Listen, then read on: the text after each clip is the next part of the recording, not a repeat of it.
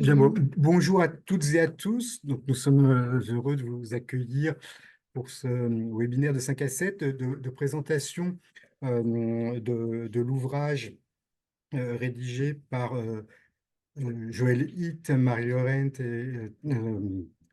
Johan Mio et Thierry Villemain. Donc, c'est un ouvrage, mais c'est d'abord une recherche qui s'inscrit dans un programme qui a été initié par le réseau scientifique PHIL pour Finances locales et ses partenaires, et que Françoise Navarre va vous présenter en quelques mots. Effectivement, bonsoir à toutes et à tous et merci d'être aussi nombreux pour ce 5 à 7 du film. Donc effectivement, qu'est-ce que c'est le réseau Finance Locale?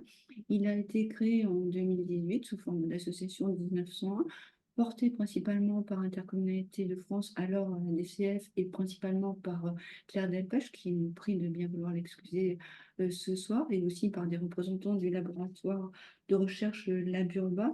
L'objectif du film, c'était de réunir autour de cet objet complexe mais néanmoins important des finances locales, aussi bien des institutions qui se préoccupent des finances locales, des prêts aux collectivités locales, de la production d'expertise pour aider à la décision des acteurs locaux, les acteurs locaux aussi, les décideurs techniciens, et enfin et surtout les chercheurs qui constatent que les finances publiques locales sont fortement présentes dans le débat public, mais moindrement ces dernières années dans la production de connaissances. Aussi, l'idée du fil était de créer des lieux d'échange et de débat comme ce soir, mais aussi de stimuler la production de connaissances scientifiques sur ce sujet-là, et notamment, comme l'a dit François, à travers plusieurs programmes successifs de recherche, dont celui qui a été lancé en 2018 et qui portait sur l'investissement public local et son financement, et auquel donc ont travaillé Joël, Marie, Yoann Liu et Thierry Villemain, et dont il va être question ce soir. Voilà. Alors, donc, nous n'avons pas l'équipe au complet pour représenter cette recherche. Donc, sont avec nous Marie Laurent, qui était économiste de l'aménagement, qui est chercheuse consultante indépendante, et Joël Hitt, qui est professeur en aménagement et urbanisme à l'université Gustave Eiffel. Ils compléteront la présentation de leur qualité lorsqu'ils prendront la parole. Alors, l'idée, c'est de leur permettre d'introduire de façon très générale l'ouvrage et la recherche, ses enjeux, la méthode de recherche. Et puis, nous avons choisi une présentation par séquence. Nous allons avoir un certain nombre de questions que nous allons leur poser, et à la suite de leurs réponses, nous allons passer la parole à des discutantes et discutants pour animer la réflexion commune. Donc, ces discutantes et discutants sont Raphaël Darmancourt, qui travaille à l'USH, qui est en charge des questions d'aménagement, donc à l'Union sociale pour l'habitat, qui est l'association qui regroupe l'ensemble des bailleurs sociaux en France. Nous avons également Magali Castex, qui est consultante et chercheuse, et qui travaille actuellement avec une équipe de l'École des Mines à une ANR qui s'appelle Ecomodam, sur l'écologisation des modèles de l'aménagement, et qui prend la suite d'une recherche initiée dans le cadre du PUCA sur le même thème, l'écologisation de l'aménagement. Et enfin, Eric Chanderowski, qui est le directeur de l'urbanisme à l'Eurométropole de Strasbourg. Donc, nous allons procéder de la sorte. À la fin de chaque échange, nous prendrons un certain nombre de questions du chat que nous reprendrons à l'oral, que nous lirons, ou éventuellement, si elles sont complexes, nous vous redonnerons la parole. L'idée est plutôt que vous communiquiez via le chat, plutôt que par vos micros interposés, puisque nous sommes 92 autour de cette visioconférence, et si on commence à ouvrir les micros, ça va vite devenir cacophonique. Donc, c'est la solution que nous avons trouvée. Il est 17h07, nous en avons fini pour cette introduction, sauf François, si tu veux dire un mot complémentaire. Et Tout va très puis, bien. Et puis, donc, je propose de donner la parole maintenant à Joël Hitt et Marie Laurent et pour une dizaine de minutes de présentation générale de leur démarche de recherche et de ses enjeux. Bonjour à toutes et tous, c'est moi qui commence du coup et ravi de vous voir aussi nombreux et nombreuses pour vous présenter cet ouvrage et derrière la recherche qui la sous-tend. Peut-être un mot rapide de l'équipe, donc Marie Yoren qui parlera tout à l'heure, qui est chercheuse indépendante et socio-économiste de l'aménagement. Johan Mio, qui est maître de conférence à l'École d'urbanisme de Paris et au LATS. Thierry Villemain, qui est aussi chercheur indépendant sur les questions du système de l'aménagement, des systèmes d'acteurs, et qui est aussi créateur d'un jeu que tous les membres tous les enseignants en école d'urbanisme connaissent, qui s'appelle Urbax, et moi-même, donc, qui suis professeur en aménagement à l'École d'urbanisme de Paris. Alors, peut-être pour vous présenter donc l'ouvrage dans les grandes lignes, donc voici l'ouvrage que on a intitulé L'économie de l'aménagement en pratique. Alors, qu'est-ce qu'il y a derrière ce en pratique? C'est l'idée qu'on traite d'économie de l'aménagement non pas dans sa théorie telle qu'on voudrait que ce soit, mais dans la réalité des pratiques, des acteurs et des actions.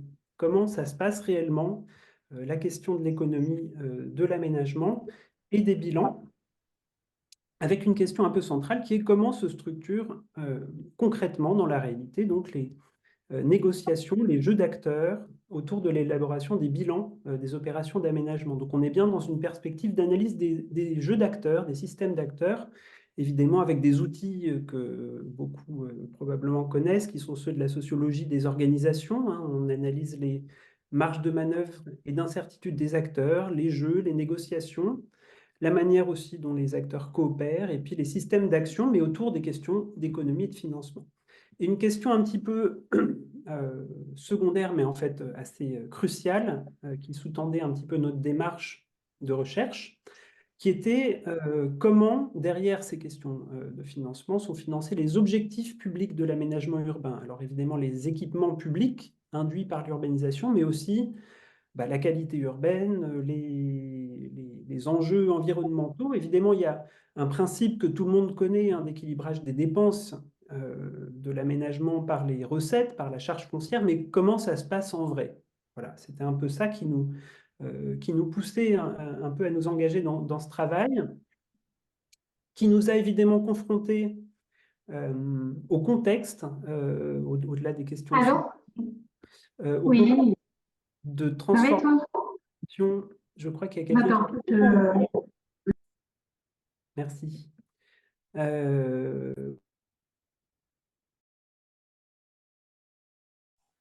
Joël, il faut que tu réactives ton micro.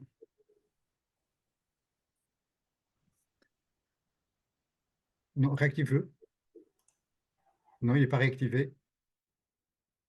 En bas à gauche. Là, ça y Voilà, est, c'est bon. c'est bon? Ok. Oui, ce que je disais, c'est que ce travail nous a aussi confrontés aux transformations du monde de l'aménagement aujourd'hui et que, à travers les questions financières, on a pu aussi retracer à partir de nos observations sur les bilans. Alors, à la fois les évolutions du contexte dans lequel prennent place aujourd'hui les opérations d'aménagement, une action en aménagement qui est plutôt en renouvellement plutôt qu'en extension, des évolutions des attentes sociétales par rapport à l'aménagement, sur les attentes en matière d'écologie, mais aussi les transformations des modes de vie qui ont des incidences sur les opérations, et puis les contraintes financières des collectivités qui sont de plus en plus serrées, des évolutions des acteurs, des positionnements des opérateurs publics et privés par rapport à l'aménagement, et puis des évolutions des pratiques, notamment face à l'impératif de sobriété foncière dans les modalités notamment d'acquisition foncière en amont. Voilà, donc on pourra y revenir évidemment pendant la discussion. C'est aussi quelque chose qu'on retrace dans l'ouvrage et notamment dans notre introduction. Le mode opératoire de notre recherche, notre ouvrage, il s'appuie sur un travail de recherche assez significatif qui a consisté à analyser des jeux d'acteurs autour de bilans financiers d'opérations d'aménagement dans des contextes très différents, en France évidemment, mais sur des opérations finalement assez différentes, à travers des entretiens avec les acteurs et puis avec des analyses dans chaque cas de documents opérationnels. On a pris 9 cas diversifiés dans 4 agglomérations que je présente très très rapidement, hein, mais on pourra y revenir. À Dunkerque, on a pris 2 opérations, la ZAC du Grand Large, donc une opération d'aménagement ancienne lancée dans les années 90 et qui a mis beaucoup de temps à se réaliser dans un contexte de marché immobilier détendu. Et puis une petite opération à Gravelines, opération d'aménagement menée en régie sous forme d'un appel à manifestation d'intérêt sur du foncier public. On a 2 opérations à Rennes, Oro-Rennes, une ZAC publique sur un périmètre de l'hypercentre de Rennes avec une maîtrise foncière très limitée par l'aménageur. Et puis Villa Silva avec 2 ZAC en extension périphérique, à la fois sur des terres agricoles et puis sur une zone d'activité préexistante en transformation. 3 opérations en Île-de-France. La ZAC Rouget de Lille à Vitry-sur-Seine avec une concession d'aménagement en renouvellement urbain avec un aménageur public départemental. Un PUP, Village de l'Age à Courbevoie, très encadré quand même par la collectivité et puis par les PFIF. Une opération à Montigny-les-Cormeilles de requalification de la RD 14 où le rôle des outils d'urbanisme réglementaire est vraiment central. On y reviendra probablement. Et puis, 2 dernières opérations à Strasbourg, la zone commerciale nord avec une ZAC confiée à un opérateur privé, frais aménagement pour restructurer une centralité très très importante commerciale de l'agglomération. Et puis NextMed Technopark, une concession d'aménagement un peu particulière, dite 3 en 1, sur laquelle on reviendra. Alors, pour vous donner un peu les ficelles de la recherche, on a fait une recherche partenariale avec les acteurs sur ces sujets-là. Ça s'imposait un petit peu et on voulait ça aussi pour pouvoir discuter et mettre en débat avec les acteurs nos résultats. Alors, le réseau fil qui a été évoqué tout à l'heure, qui est un peu à l'origine de cette commande, mais se sont associés à la démarche, y compris en la finançant, le PUCA, l'Eurométropole de Strasbourg, le LIFTI, Laboratoire d'initiatives foncières et territoriales innovantes, et puis l'Institut Paris Région. Voilà, donc il y a une structure de commande de la recherche qui va aussi avec le type de recherche qu'on a voulu mener. Et donc, le résultat de la recherche, nous l'avons retranscrit là-dedans, dans l'ouvrage. Il est vraiment guidé un peu par ce qu'on a trouvé. Peut-être, je vous dis très rapidement ce qu'il y a dans l'ouvrage, pour si vous n'avez pas l'intention de le lire, mais quand même qu'on puisse en discuter. Une introduction qui évoque les grandes évolutions contemporaines de l'aménagement auxquelles on a été confronté dans notre travail. Une première partie qui décrit, en croisant nos différents cas, les systèmes d'action de l'aménagement, quels sont les acteurs, comment ça marche, les négociations. Une deuxième partie qui est aussi transversale à tous nos cas et qui est un petit peu plus sur les grandes tendances qu'on voit émerger d'évolution de l'économie de l'aménagement et de la gestion des questions financières face aux grandes évolutions de l'aménagement urbain, donc sur lesquelles on reviendra en fait dans les discussions tout à l'heure, hein, puisque on a repris un petit peu dans la manière d'organiser les débats les grands points qu'on a mis en évidence dans notre travail, et puis une partie 3 qui est de l'ouvrage qui est vraiment les études de cas assez détaillées et qui a vocation à la fois à donner des choses, rentrer vraiment dans les détails financiers, puisque c'est là que se jouent les jeux d'acteurs, et puis aussi à servir de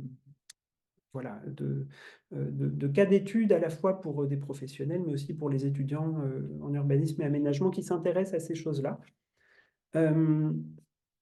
Peut-être je vais vous donner quelques premiers éléments rapidement sur ce qu'on a trouvé pour décrire les systèmes d'action. Alors évidemment, je vous renvoie Mais à c'est vrai qu'on l'ouvrage. n'avait pas.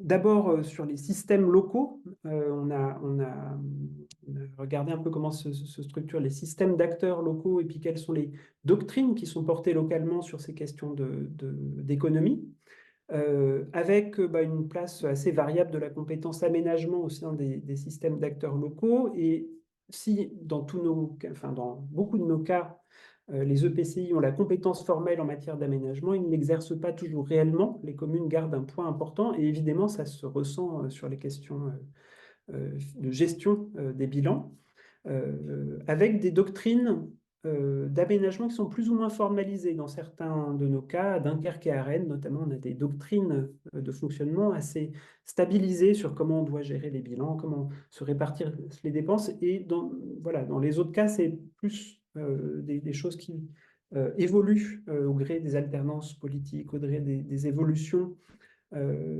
des administrations techniques aussi. Un deuxième point qui est plus sur les acteurs qui sont derrière la gestion et la régulation des équilibres financiers des opérations d'aménagement, avec un rôle qui est en réalité très variable des collectivités, des aménageurs publics dans les négociations financières, en particulier selon qu'il y ait eu ou pas une mise en concurrence pour la concession d'aménagement. On se rend compte que quand il y a une mise en concurrence pour la concession d'aménagement, il y a des discussions financières beaucoup plus portées par la collectivité que quand l'aménageur public en SPL n'a pas eu ce temps de mise en concurrence de sa concession, il garde en général. Donc on a des systèmes par exemple à Rennes où les questions financières sont quand même largement portées par l'aménageur public territoire de l'agglomération. On met en évidence aussi les temps forts et puis les documents qui font l'objet, qui focalisent les négociations, comme les traités de concession, les avenants, et puis les acteurs, avec des cas où les élus sont parfois très très fortement impliqués dans les négociations. Je pense à Montigny-les-Cormeilles en particulier, sur lequel on pourra revenir. Dans les jeux aussi que l'on met en évidence, des jeux d'acteurs autour de ces questions financières, on a mis en évidence des formes de jeu particulières, notamment la question de faire ou non un bilan. Alors, on a des cas où on n'a pas de bilan, on n'a pas toujours de bilan d'opération tel qu'on peut les entendre, et puis souvent des cas où on a un bilan et puis d'autres éléments financiers éparses qui viennent compléter les bilans. Voilà, donc c'est des choses qu'on détaille dans l'ouvrage. Des jeux autour des dépenses, qu'est-ce qu'on impute au bilan ou qu'est-ce qu'on sort du bilan. Des marges de jeu aussi sur les recettes. Et puis, dernier point, et je m'arrêterai là, on met en évidence aussi dans l'ouvrage tous les jeux autour des équilibres financiers des opérations qui se déroulent tout au long du processus de projet, hein, pas juste au début, au moment où on élabore le premier bilan, mais toutes les opérations vont se caractériser par des formes d'aléas avec des manières ensuite, différents leviers pour ajuster et rééquilibrer les bilans, alors que certains qui semblent un petit peu évidents avec les questions d'évolution des programmes, mais on en a en fait beaucoup d'autres, les recours à d'autres acteurs, à un EPF, la copromotion, etc., etc. C'est des choses qu'on évoque dans cette première partie de l'ouvrage. Voilà, je pense que j'ai fait la présentation un peu globale de l'ouvrage et peut-être je redonne la parole à François pour les temps suivants.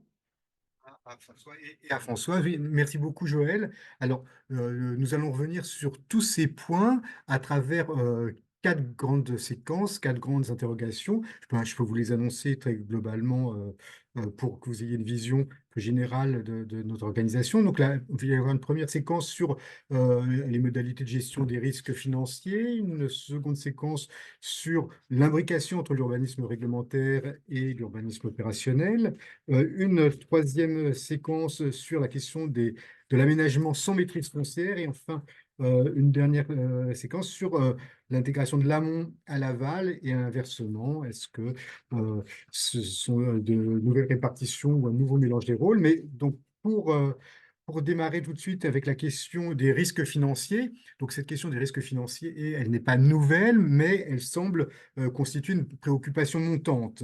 Elle fait l'objet d'une formalisation et de négociations croissantes, mais plusieurs questions hein, à vous, chercheurs. Est-ce que c'est partout le cas? Que, que traduit cette préoccupation croissante et par quoi se traduit-elle? Par de nouveaux chiffrages, des provisions? Et est-ce que, en la matière, la distinction entre opérations publiques, en régie ou quasi-régie, et en opérations privées, sous-tendues par un contrat, est-ce que cette distinction est opérante et est-ce que ça pose un problème ou finalement est-ce que ça n'en pose pas? Donc, plusieurs questions autour de la préoccupation montante, autour de la répartition et de la gestion des risques financiers que vous avez observés dans la plupart des opérations examinées. Alors, je vous donne la parole pour un petit développement de 5 minutes là-dessus. Merci François, c'est moi qui vais donc prendre le relais sur ce sujet-là des risques et bonjour à tous. En effet, ravi de voir que vous êtes aussi nombreux à être intéressés par ces questions. Alors, comme tu l'as dit, parfois les réponses sont dans les questions. Bonsoir. Effectivement, ce sujet des risques, première remarque liminaire, c'est effectivement de constater que c'est un sujet montant et tout de même relativement récent. Et on peut sans doute relier ça aux différentes périodes de l'aménagement, hein. L'aménagement historiquement éminemment public, je dirais, beaucoup pratiqué en régie, mais pas seulement, où finalement cette question des opérations d'aménagement ne pose pas tellement le sujet des risques. D'une part, pour beaucoup d'entre elles, on est en extension urbaine, donc c'est pas trop un sujet. Et puis, je dirais aussi, pardonnez-moi ce parallèle, mais on est un peu dans le registre du quoi qu'il en coûte. On est là pour répondre à des enjeux et des objectifs d'intérêt général, produire du logement, etc.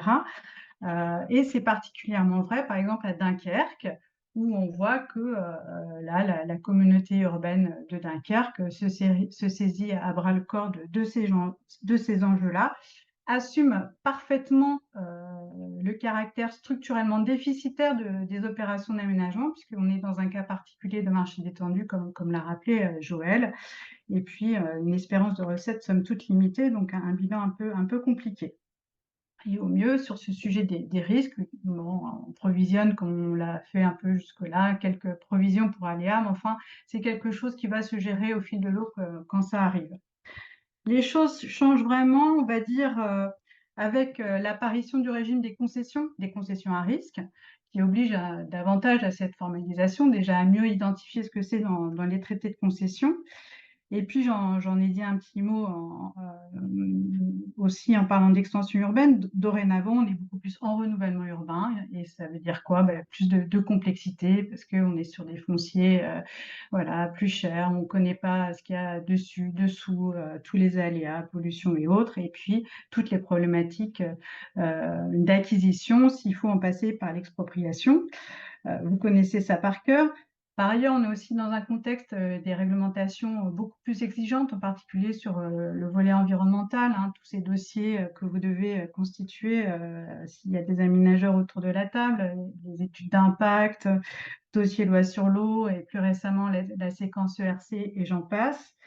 Voilà. Puis on a aussi un cas de figure puisqu'on a la seule, je crois, à ma connaissance, concession dite 3 en 1. Ça veut dire quoi une concession qui porte un volet aménagement, un volet construction, un volet exploitation. Donc dans cette concession 3 en 1, il y a aussi un très très fort enjeu pour estimer justement le volet exploitation, gestion future des équipements dans cette opération NextMed à Strasbourg.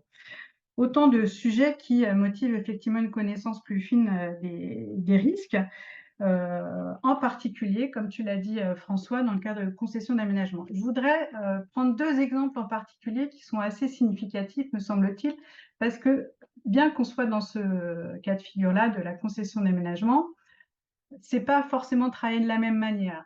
À Vitry-sur-Seine, concession d'aménagement confiée à un aménageur un peu historique sur la commune qui est la CEDEV 94. On se connaît bien, on a l'habitude de travailler ensemble. bah, ma foi, les risques, s'ils arrivent, on s'organisera bien, on s'arrangera bien ensemble pour apporter les réponses le moment venu. Ça se traduit aussi dans le traité de concession avec une matrice de risque extrêmement simplifiée. Voilà, il y a 4 ou 5 risques identifiés, et puis une colonne aménageur, une colonne collectivité, et puis des croix pour dire celui-là, c'est toi qui le géreras, celui-là, c'est moi qui vais le gérer. A contrario, et là c'est vraiment une découverte hyper intéressante, c'est ce qui est pratiqué par la communauté urbaine de Strasbourg dès lors qu'elle va mettre en place une consultation aménageur, enfin, chercher à désigner un aménageur pour une concession. C'est de systématiquement adresser, joindre une matrice de risque extrêmement étoffée dans ce dossier, qui est pré-rempli par les services de la communauté urbaine, de la métropole, pardon, et qui identifie liste de tout un tas de risques assez classiques, hein, somme toute, mais qui va jusqu'à chiffrer financièrement les montants. Qu'est-ce que ça coûterait si jamais le risque pollution, le risque acquisition, le risque commercial, etc., devait arriver. Et puis, il y a effectivement aussi une criticité qui est adressée à ce risque. Est-ce qu'il y a une forte probabilité ou pas qu'il advienne? Et dans ce cas, comment on répartit le montant entre le concessionnaire et le concédant? Donc, ça peut faire peur. Ça fait peur d'ailleurs à beaucoup de candidats lorsqu'ils doivent répondre. Mais passer ce moment, c'est finalement un outil de pilotage extrêmement puissant, puisque premièrement, en amont, il permet d'opérer, de réaliser un travail très très fin, et donc de se préparer, d'anticiper. Oui, les matrices sont présentées dans le livre. Donc de constituer un véritable outil de pilotage, et puis de se préparer, y compris lorsque le risque arrivera ou pas, à adopter les mesures en face. Un autre point intéressant du fonctionnement de ces matrices, c'est aussi le principe de fongibilité. C'est-à-dire que si un risque est passé, par exemple, on a fait toute la séquence acquisition, il n'y a plus de sujet, et qu'il n'y a pas eu de problème plus que ça, eh bien le montant prévu est remis au pot pour couvrir d'autres risques. Donc c'est aussi un autre aspect intéressant. Voilà quelques mots pour dire ce qui se passe au niveau de la gestion des risques et de leur formalisation. Ça peut être aussi travaillé dans d'autres contextes, dans le cadre du PUP de Courbevoie aussi, mais de façon moins poussée. Et puis là, c'est plutôt parce que des aléas se sont produits qu'on a été amené à renseigner, à se préoccuper de ce sujet qui n'a pas été pris en compte plutôt plus en amont. Voilà pour quelques éléments à mettre en discussion. Marie. Alors, est-ce que Magali Castex souhaite réagir ou poser une question? C'est un petit peu l'exercice qu'on avait commencé à préparer. Mais voilà. Oui, bah, merci beaucoup. Alors moi déjà, avant de peut-être réagir et poser une question, je voulais vous remercier pour cet ouvrage qui est vraiment très précis et qui a le mérite de mettre en regard quelque chose qu'on ne regarde pas forcément souvent, c'est-à-dire quel est le dispositif juridique derrière la constitution des différentes opérations qui sont, les différents projets qui sont analysés. Donc c'est vraiment très riche et très intéressant. Alors, sur la question des risques en particulier, donc moi, j'aurais un focus très écologie dans toutes mes questions. Dans tout le panel des projets d'aménagement qu'on regarde, il y a des projets qui sont lancés depuis longtemps, puis même ceux qui sont lancés depuis pas très longtemps, ils ont pu être imaginés il y a assez longtemps.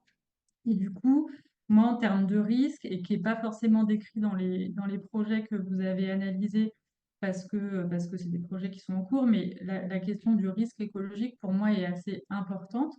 Parce qu'en fait, aujourd'hui, bah, notamment, on a des lois qui deviennent de plus en plus précises sur ces sujets, parce qu'au fur et à mesure que les échéances arrivent, il faut être un peu plus injonctif. Et donc, il y a toute une série d'opérations d'aménagement qui n'ont pas forcément intégré ces éléments dans leur constitution.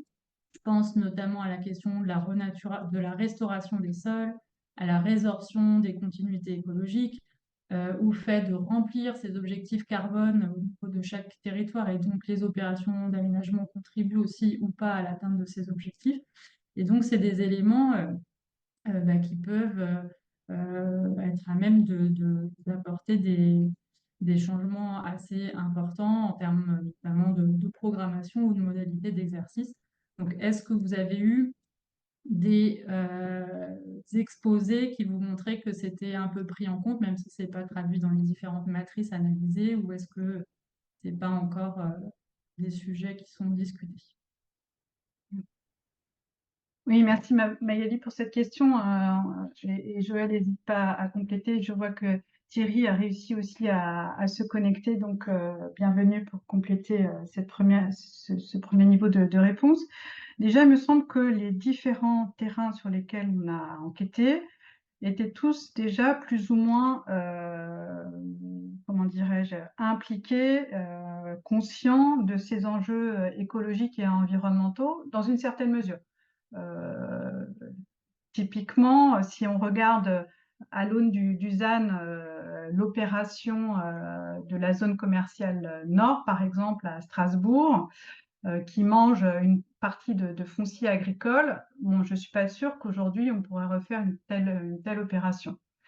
Maintenant, on a plusieurs écoquartiers. Alors, ça peut paraître daté, les écoquartiers, encore que c'est une démarche qui est relancée, je crois, par le ministère.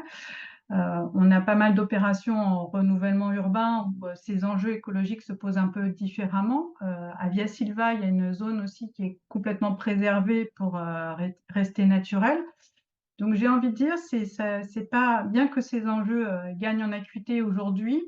Dans nos opérations, me semble-t-il, c'est déjà un peu là, et parfois d'ailleurs cadré par des documents informels de prescription, comme sur l'écoquartier de l'âge, le CUP, qui est aussi imprégné de ces dimensions-là. On n'a pas rencontré de risque juridique au sens de aujourd'hui une non-conformité. Alors, je ne suis pas juriste, je ne sais pas s'il y en a parmi nous aujourd'hui, mais je doute qu'il y ait une rétroactivité. Ça paraîtrait un petit peu étonnant. Voilà comme premier élément de réponse. Mais oui, même Rennes aussi a un PCAET assez exigeant, des exigences aussi sur les constructions très poussées. On est à une RE 2020 plus 5 rangs dans le nouveau PLH, donc des prescriptions somme toute assez fortes. Peut-être pour compléter la réponse, et merci Magali du coup pour tes questions. On voit aussi quand même avec notre panel qu'on a quand même étudié entre 2019 et 2022, donc c'est quand même il n'y a pas si longtemps qu'on allait faire nos entretiens. On voit qu'il y a un certain nombre de questions qui se posent aujourd'hui dans les débats qui n'étaient pas pris en compte aussi parce que on est là sur le temps des opérations d'aménagement, sur une grande partie des opérations qu'on a étudiées. En fait, c'est ce que tu disais tout à l'heure dans ta question elle-même. Une bonne partie, les études ont été faites il y a longtemps, voire ont démarré. Le plus extrême dans nos cas, c'est évidemment Dunkerque avec l'opération sur le port qui a démarré dans les années 90. Et évidemment, les questions ne se posent pas de la même manière. Et là, on est sur le temps du financement qui est sur un temps long. Et par exemple, je pense qu'aujourd'hui, on parlerait de toutes les questions de compensation, etc., environnementales, qu'on ne voit pas apparaître ici. Qu'on ne voit pas apparaître ici aussi parce que les fondamentaux de ces questions-là ont été négociés avant que se pose la question, quoi. Donc on a aussi et ce serait la même chose pour le ZAN, en fait, toutes ces questions-là prennent le temps opérationnel pour infuser de manière très concrète dans les opérations. Et là, on voit que on n'en est pas au débat actuel. Cette question de la gestion de la répartition des risques face aux aléas, elle soulève d'autres questions. Raphaël Darmoncourt. Oui, alors merci de me donner la parole. Déjà, moi, je voulais inviter tous les auditeurs à se procurer le livre que, du coup, bien entendu, il a fallu lire en amont et que j'ai trouvé particulièrement intéressant parce que il permet la synthèse de la recherche permet de montrer l'évolution en cours en reparlant de ce qui était l'alpha et l'oméga de l'aménageur il y a 15 ans et en quoi les choses évoluent progressivement et on sent bien qu'on est à un moment d'évolution avec beaucoup d'incertitudes et c'est intéressant de les voir écrites noir sur blanc, c'est par ailleurs assez agréable et facile à lire, donc vraiment je vous invite à... Les synthèses sont très bien faites et ensuite, vous avez les études de cas après qui rentrent dans des détails un peu plus précis. En tout cas, moi, j'ai trouvé ça très intéressant. Dans le paragraphe que vous dédiez à cette question de la gestion des risques financiers, de fait, vous évoquez les différents aléas rencontrés au cours des opérations et leur impact sur le bilan. Et parmi les exemples cités, notamment sur Strasbourg, où on a des opérateurs très intégrés qui sont, on n'est pas dans le système très linéaire et séquencé, mais avec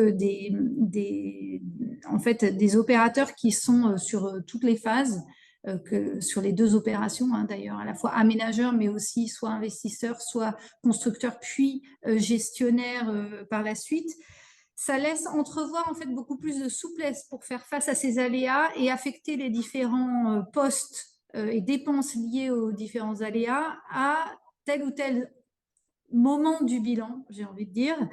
Et la question que je voulais vous poser, puisque les entretiens sont récents, Joël, vous venez de dire que c'est 2019-2022, donc c'est quand même tout récent.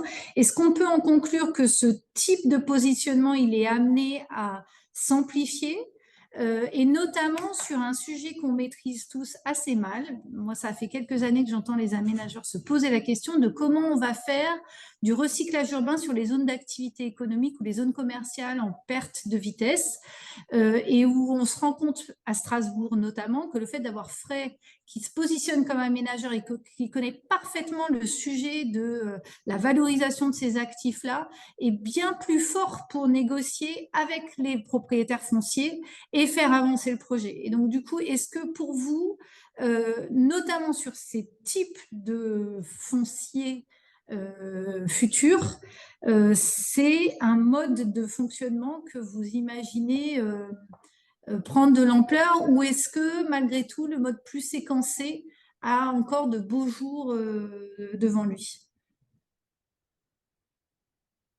Alors, bon, moi, je commence et peut-être on va peut-être pas trop déflorer non plus cette question qu'on réabordera peut-être un peu plus tard. Mais clairement, si on garde ce focus, cette entrée risque, le fait d'avoir des opérateurs intégrés, c'est un gage déjà d'une meilleure maîtrise de ces risques sur l'ensemble de la chaîne et une meilleure visibilité sur l'aval.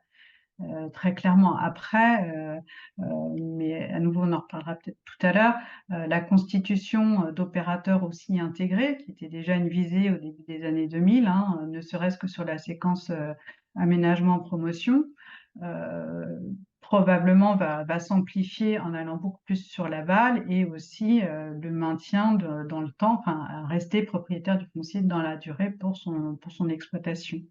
On a plusieurs paramètres qui potentiellement peuvent favoriser cette intégration de la chaîne, mais qui est réservée à quelques opérateurs qui sont déjà assez constitués.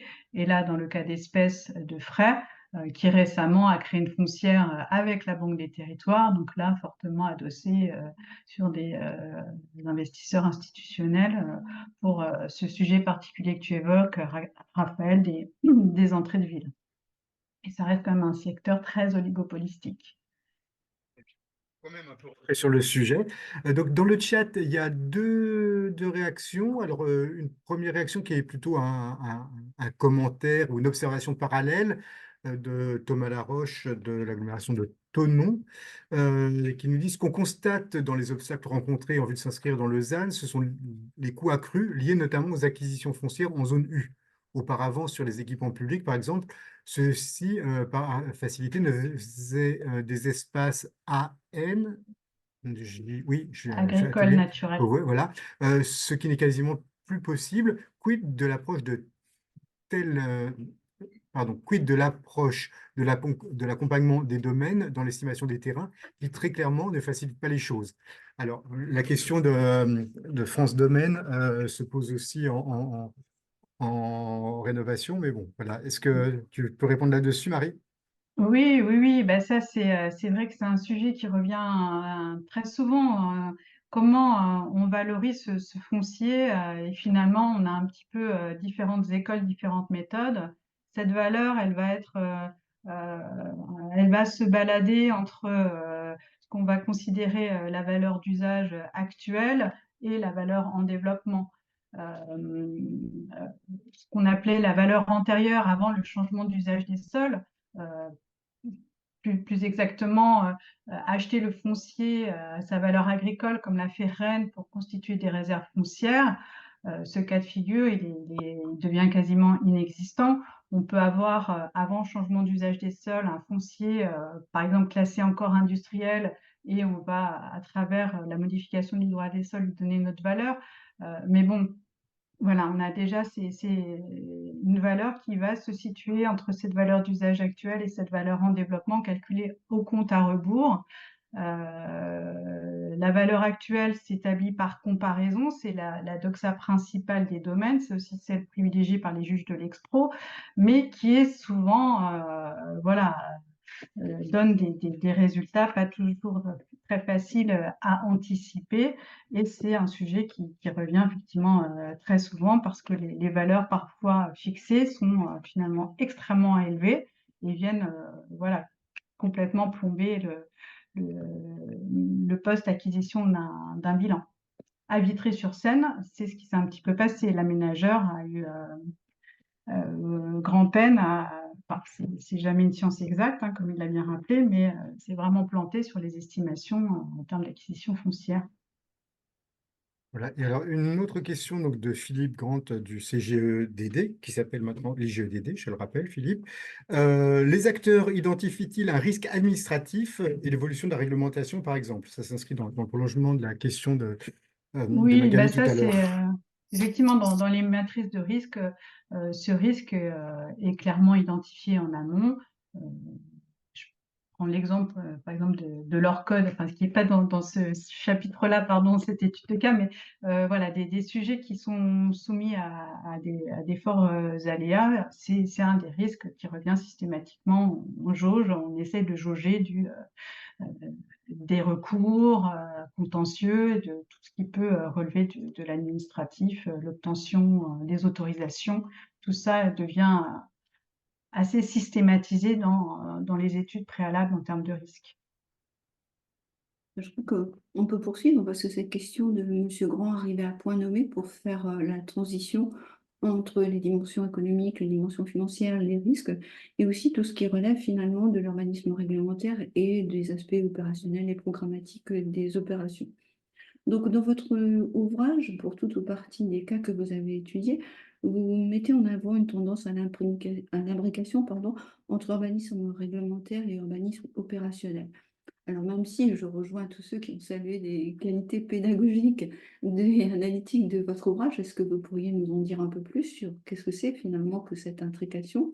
Et notamment, à titre d'exemple, est-ce que la révision des PLU a des incidences sur les modalités de pilotage opérationnel de l'aménagement? Si oui, comment? Quelles implications, quels effets financiers, puisque c'est ça quand même l'essentiel de votre travail et de votre sujet d'observation. Et puis finalement, est-ce que ça devient un enjeu spécifique et un moment spécifique dans les négociations? Et puis comment ça joue à la fois sur le système des acteurs et sur l'économie des opérations? Donc, Joël, peut-être si tu veux nous en dire quelques mots en introduction avant des... Merci Françoise pour ces questions. Alors peut-être effectivement, donc on parle d'imbrication entre urbanisme réglementaire et urbanisme opérationnel. Peut-être un peu dire très rapidement un peu ce qu'on met derrière. C'est l'idée que dans le pilotage opérationnel de l'aménagement, dans le pilotage des opérations, on constate un rôle croissant de l'urbanisme réglementaire, en particulier du PLU. Alors c'est vrai pour tout ce qui relève du pilotage opérationnel, concret, hein, ce que le travail de l'aménageur, mais c'est particulièrement vrai dans les négociations financières avec les opérateurs, que ce soit en amont, hein, au moment de l'élaboration ou des modifications des PLU, ou même en aval, c'est-à-dire au moment de la délivrance des permis de construire. Alors, des négociations financières au moment des révisions ou de l'approbation des PLU, hein, que tu évoquais.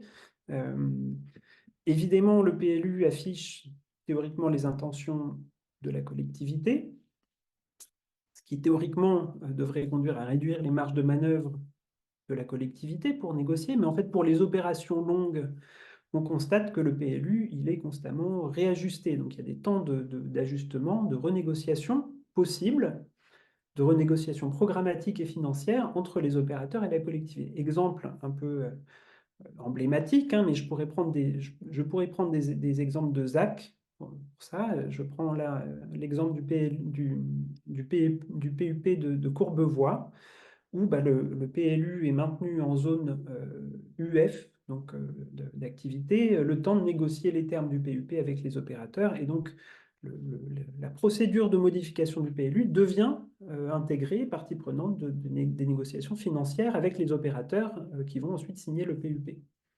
Alors ça, évidemment, donc il y a ce temps en amont.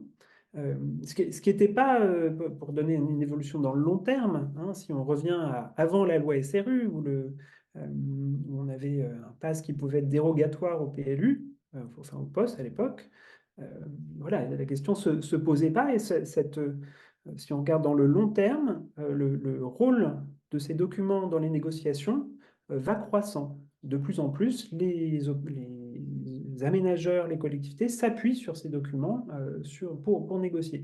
Et c'est vrai aussi donc en amont, mais c'est vrai aussi en aval de l'approbation des plans, c'est-à-dire les marges de négociation financière à l'échelle, cette fois, de l'approbation des permis de construire et des permis d'aménager. Les PLU disent des choses, mais ils ne disent pas tout, et donc ils laissent des marges de négociation autour de l'approbation des permis de construire, dont les acteurs se saisissent concrètement. Et on négocie parfois bien au-delà des règles du PLU, éventuellement avec d'autres documents qui sont adjoints au PLU et qui font office de sorte d'instruments concrets, même s'ils n'ont pas valeur nécessairement réglementaire, pour négocier. Exemple dans le cas du PUP de Courbevoie, que je reprends, qui est le cahier des prescriptions architecturales urbaine, paysagère et environnementale, un document qui a été joint à la convention de PUP, qui théoriquement n'a pas valeur réglementaire, mais qui est en fait l'outil concret de négociation. Alors peut-être, juste pour terminer cette présentation un peu rapide pour lancer le débat aussi, vous donner un exemple qui est celui de la RD 14 à Montigny-les-Cormeilles. Je vais essayer de partager mon écran, si c'est possible. Voilà. Je ne sais pas si vous voyez. Comme ça, vous aurez au moins quelques images du projet qui est assez emblématique parce que, en fait, pour le coup, cette opération d'aménagement, elle est pilotée sans AC, sans PUP, aussi pour des raisons assez simples, qui sont qu'aucun aménageur voulait se positionner sur cette opération. Et donc, la mairie, la commune, on est dans un cas où c'est l'intercommunalité qui théoriquement a la compétence, mais là c'est le maire qui s'est saisi de la question très concrètement et qui mise tout le pilotage de l'opération, qui base tout le pilotage de l'opération sur une incitation par le PLU et par la négociation des permis de construire. Alors, je vous passe un peu les détails. Il y a d'autres choses qui viennent se greffer, hein, et les changements du PLU rythment un peu les étapes de négociation. Une première modification du PLU, une OAP, et puis une nouvelle révision du PLU avec des à côté, quoi, un périmètre de taxe d'aménagement majoré, une convention avec les PSIF. Alors, voilà, on est dans une situation où on pousse à l'extrême, quoi. Il n'y a pas de dispositif opérationnel un peu classique qu'on pourrait imaginer. Voilà, je m'arrête là pour cette présentation. Mais on retrouve la même chose en fait dans les autres opérations, le poids à tous les niveaux des négociations autour des questions d'urbanisme réglementaire. Alors, merci de ces précisions, de ces éclairages. Je crois que donc négociation en amont, négociation à l'aval, négociation autour du réglementaire, négociations qui ont des impacts sur l'opérationnel, je crois que l'importance de cette négociation, vous posez question, Monsieur Chanderowski, pardon. Excusez-moi. Ok. Bonjour à toutes et tous. Oui, et à la fois une question et témoignage. On le voit bien d'où on est, le rôle important croissant qu'a pris le PLU comme outil d'urbanisme opérationnel. Et pour témoigner, à Strasbourg également, nous menons maintenant depuis une quinzaine d'années des grands projets urbains qui s'appellent le nouveau programme de rénovation urbaine, dans lequel nous négocions maintenant depuis des années avec opérateurs, promoteurs, des ventes de charges foncières sur des terrains des bailleurs ou de la collectivité. Et en fait, une des questions moi, qui me venait en lisant le travail, en entendant les derniers échanges, c'est que la question de la négociation, à un moment dans les opérations qu'on connaît, telles que les ZAC ou les concessions avec leur traité de concession, oblige à un moment donné de faire cet exercice de transparence avec des moments de négociation clairement établis. Pour autant, on voit bien que l'urbanisme réglementaire permet aussi de donner une souplesse d'action et d'aller probablement parfois plus vite sur des objets. Nous, on voit bien qu'on a été interrogés par les élus sur différentes procédures et on leur a recommandé plutôt un cadre de négociation assez souple et agile avec des opérateurs privés, visant à toper à un moment donné à travers une déclaration de projet, donc faisant évoluer le document d'urbanisme, mais renvoyant peut-être à des difficultés et des risques qu'on renvoie peut-être à des moments donnés de l'obtention d'un permis avec ces opérateurs.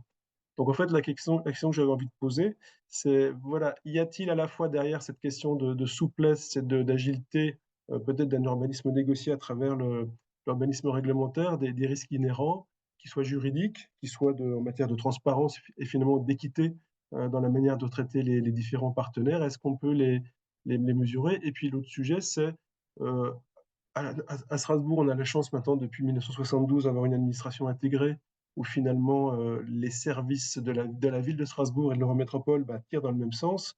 Et il n'y a pas de distorsion entre ce que l'urbanisme réglementaire raconte par rapport à l'urbanisme opérationnel. Est-ce que dans des villes où il peut y avoir aussi peut-être des gouvernances plus complexes entre l'intercommunalité et puis la commune, est-ce que ces choses, on les voit apparaître un peu également comme des sujets de distorsion? C'est un peu les deux sujets qui me venaient à l'esprit à porter au débat. Merci d'avance. Marie-Joëlle? Oui, mais merci pour tes questions. Eric, peut-être sur la première, une réaction, une première réaction qui est de dire l'urbanisme négocié, c'est aussi en ZAC, hein. C'est un peu ce qu'on dit derrière ça, c'est que il y a de la négociation à partir des règles du PLU et autour des permis de construire, aussi en ZAC, et c'est de plus en plus important en fait. Voilà, donc la frontière n'est pas si étanche entre les deux. Quand même, les situations sans outils de ZAC ou sans autre cadre de concession se multiplient. Ça, on le voit dans notre travail, mais d'autres travaux de chercheurs le confirment assez largement, ce qui pose des questions, effectivement, tu as raison de le souligner, sur les risques juridiques, c'est-à-dire la question des règles de droit et puis de la stabilité d'un document est de plus en plus interrogée, mais ça pose aussi des questions de maîtrise, hein.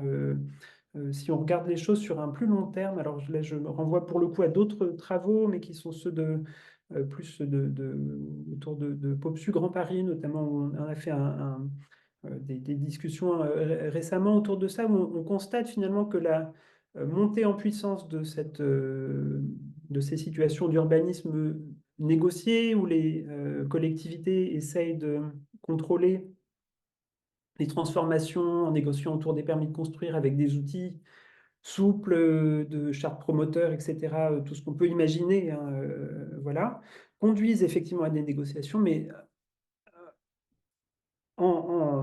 si on prend l'exemple de la première couronne de l'Île-de-France, on voit que les collectivités, dans le résultat, ont été assez largement débordées, elles le disent elles-mêmes, par l'ampleur des transformations. Et que malgré la capacité de négociation, voilà, les transformations se sont faites à un rythme qu'elles n'ont pas réussi complètement à maîtriser et de leur propre aveu. Sur ta deuxième question, peut-être aussi une réaction, effectivement, pour le coup, on a des situations où le partage des responsabilités pose problème. On en a rencontré dans cette recherche, hein, où voilà, les négociations se faisaient au niveau communal, alors que la compétence était à l'échelle aménagement, mais aussi d'élaboration des PLU était à l'échelle intercommunale, à des échelles intercommunales différentes, plus larges. Et dans d'autres recherches aussi, je pense à un cas, alors je ne vais pas le dire là, mais un cas dans les périphéries de Genève, où la municipalité a changé, ils ont élaboré un magnifique PLUI qui visait à contrôler plus efficacement les transformations à base, et voilà, et entre le moment où a été élaboré le PLUI par l'intercommunalité et puis où il a été approuvé, on a eu un changement municipal et puis plusieurs municipalités qui se sont largement écartées de l'outil mis en place et qui, dans les faits, peuvent s'en écarter, quoi. Elles trouvent les marges de manœuvre suffisantes pour ne pas appliquer ce qui avait été décidé par la municipalité. Voilà. Peut-être je laisse Marie et Thierry éventuellement compléter. Juste une petite parenthèse pour dire que cette question du partage des compétences et ta réponse fait écho à une question qui avait été soulevée par Monsieur Laroche qui disait que effectivement il faudrait qu'il y ait une compétence taxe d'aménagement qui soit liée avec la compétence PLUI, ce qui n'est pas le cas aujourd'hui. Et de fait, on cède de la sorte au populisme local en vogue en s'arrêtant au milieu du gué. Donc non seulement la compétence aménagement et PLU, mes compétences aussi taxe d'aménagement qui va de pair. Mais Marie et Thierry peut-être souhaiter dire un mot? Ou pas nécessairement. Est-ce qu'on passe la parole aussi à Raphaël qui se plaçait plutôt du côté collectivité locale et sur quels allaient être leurs points de vigilance, leurs points d'attention, voire leurs points d'inquiétude lors de ces négociations, soit dans le cadre réglementaire, soit lors du pilotage opérationnel? Parce que Oui, merci Françoise. En fait, à la lecture de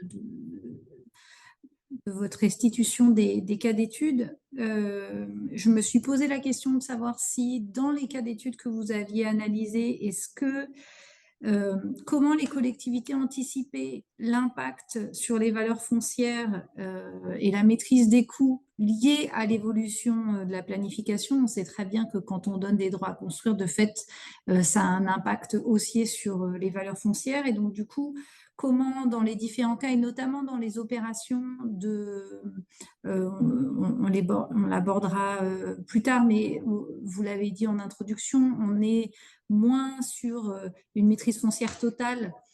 Et donc, du coup, comment la collectivité, quels outils elle peut mobiliser pour éviter cette surenchère des prix qui pourra de toute façon à terme se répercuter sur des besoins de rediscuter du bilan, de renégocier les différents éléments si les fonciers se révèlent trop chers. Et puis, un deuxième volet qui est plutôt sur le fait qu'on vous pointez bien que la densification rendue possible par la modification du PLU, c'est un levier largement mobilisé pour améliorer le bilan.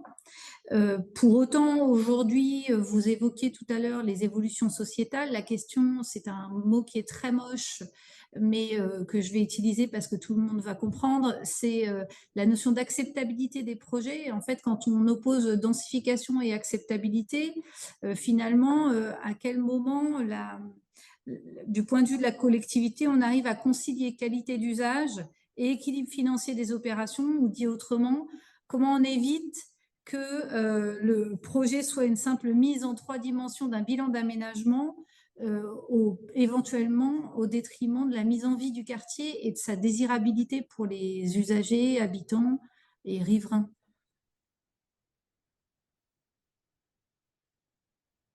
Merci pour ces questions. Je commence et puis je laisserai mes camarades compléter.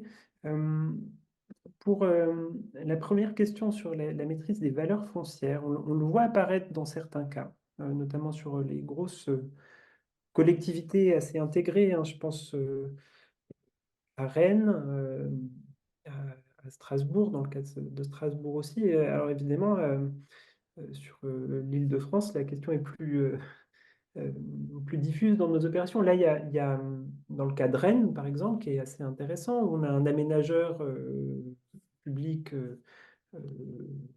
j'allais dire hégémonique, alors ce n'est pas forcément le bon terme, mais en tout cas qui porte la grande part des opérations publiques. Évidemment, l'aménageur, dans une situation comme celle-là, sur chacune des opérations, a une réflexion qui est plus générale sur l'évolution des prix fonciers à l'échelle de l'agglomération. Et alors, il y a je vais rester sur l'exemple de Rennes. Dans les discours qu'on a eus et dans la manière dont on a se positionner les acteurs, aussi bien cet aménageur, donc territoire, que la collectivité, on a eu vraiment des discours sur quels outils on met en place pour maîtriser les valeurs foncières, avec un raisonnement assez intéressant qui était de dire sur les périmètres hors opération d'aménagement, hors des AC, on va mettre en place des taxes d'aménagement suffisamment hautes pour dissuader l'inflation des valeurs foncières et que les promoteurs achètent et fassent monter les prix. Et ce qu'on observe, alors Thierry pourrait en parler mieux que moi, mais ce qu'on a observé dans cette période qui était avant la crise, hein, c'est que les promoteurs ont largement absorbé le coût. Ils ont absorbé le surcoût lié aux taxes d'aménagement et ça n'a pas changé grand-chose dans la montée des prix fonciers. Donc il y a aussi des jeux autour de ça qui ne sont pas toujours, voilà, c'est pas toujours à cette échelle-là qu'on arrive à réguler à l'échelle de ces dispositifs opérationnels des projets, qu'on arrive à réguler les prix des fonciers. Voilà, c'est un premier élément de réponse et qui n'épuise pas le sujet, bien sûr, parce qu'on pourrait évoquer aussi derrière les politiques foncières hein, qu'on voit montantes, qui sont parfois un peu déconnectées aussi du pilotage opérationnel des aménagements. Alors, je crois que les cas aussi intéressants qu'on a, nous, sont les cas où on a un EPF, qui de fait, voilà, on voit qu'on a derrière cette question de la montée des prix du foncier, on a aussi la montée en puissance des EPF, y compris dans des opérations un peu classiques. On le voit à Courbevoie, on le voit à Montigny-les-Cormeilles, etc. Alors pour la deuxième question, le temps que je me remette dedans, oui, la question de la densité. Alors, je pourrais faire un premier niveau de réponse qui serait, on a toujours dans les négociations, et notamment au temps fort de négociation dans les bilans, autour des avenants, une négociation, un ajustement d'équilibre entre la juste augmentation de la densité et puis pas trop quand même, parce que derrière tout ça, on a des équilibres politiques à respecter, notamment, il ne faut pas densifier trop, etc. Ça, c'est un premier élément de réponse, mais on voit aussi, deuxième élément de réponse, que souvent on a aussi beaucoup d'autres beaucoup d'autres leviers de négociation. Beaucoup d'autres leviers de négociation. Et notamment plutôt... Coupez vos micros, s'il vous plaît. Merci. Pardon, en vidéo, excusez-moi. Si tu veux en faire comme ça. Coupez ton micro. Voilà. La liste est longue, donc je vais avoir du mal à cibler la personne en question. Peut-être si elle peut intervenir elle-même. Voilà. On continue, là, on n'entend plus. Je termine ce que je disais. Oui, souvent, on a aussi beaucoup d'autres leviers d'ajustement qui ne sont pas la densité, justement, et qui sont beaucoup, dans pas mal de cas, on a des ajustements sur le programme, sur le contenu. Et donc, notamment, mettre des activités qui font monter les recettes au détriment d'activités qu'on avait imaginées, qui étaient qui ramenaient moins de charges foncières, etc. C'est plutôt là-dessus qu'on joue aussi que sur la densité. Voilà. Marie et Thierry. Il y a des questions dans le chat, si voilà, vous pouvez peut-être y répondre ou réagir rapidement, et puis on passera à la séquence suivante. Il y avait une sur les PLUHM, une autre sur la taxe d'aménagement, par exemple. Je voulais juste, j'ai pas forcément la question sous les yeux, mais juste revenir sur cette hypothèse théorique que l'affichage des participations contribue à réduire la charge foncière admissible pour le promoteur et donc avoir un effet stabilisateur sur les prix immobiliers. On voit bien que c'est un raisonnement tout à fait théorique et qu'en effet, le delta est plutôt absorbé par les promoteurs. Et Rennes, toujours cité en exemple, comme les petits copains, j'ai envie de dire, n'a pas échappé à ce mécanisme d'inflation des prix fonciers et immobiliers. Je dirais des prix immobiliers qui génèrent une inflation des prix encore plus importante des prix fonciers par le mécanisme de l'effet de levier que nous a bien appris Thierry. Ça, c'était un premier élément de contribution. Par ailleurs, je rejoins ce qu'a dit Joël, il y a quand même des outils relevant du PLU et de stratégies foncières plus abouties qui peuvent être mis en place pour tenter quand même une certaine régulation des prix par les emplacements réservés et autres des OAP. Et enfin, par ailleurs, le recours au droit de préemption urbain. La mise en place de la préemption, même s'il est activé, ne déclenche pas nécessairement l'obligation pour la collectivité d'acheter, mais aura un effet régulateur sur les prix, au moins pendant une certaine durée. Voilà, quelques éléments complémentaires. Et sur la taxe d'aménagement, Oui, bah, je vais lire l'observation de Raphaël Catonnet, zut, elle vient de disparaître. Voilà. Voilà, Raphaël Catonnet nous dit la taxe d'aménagement est intégrée au prix de revient. À prix de sortie constant, le promoteur achète moins cher. Le marché s'ajuste en 12 à 18 mois, temps du montage des projets. Qu'est-ce que ça vous inspire comme cette observation?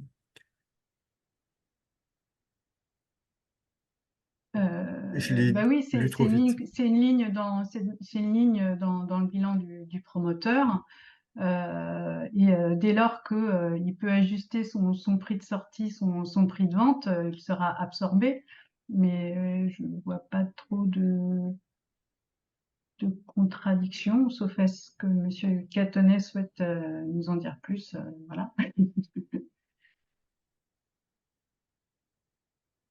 Peut-être on va attendre Allez, qu'il complète sa question et puis on la reprendra à la fin de la séquence suivante.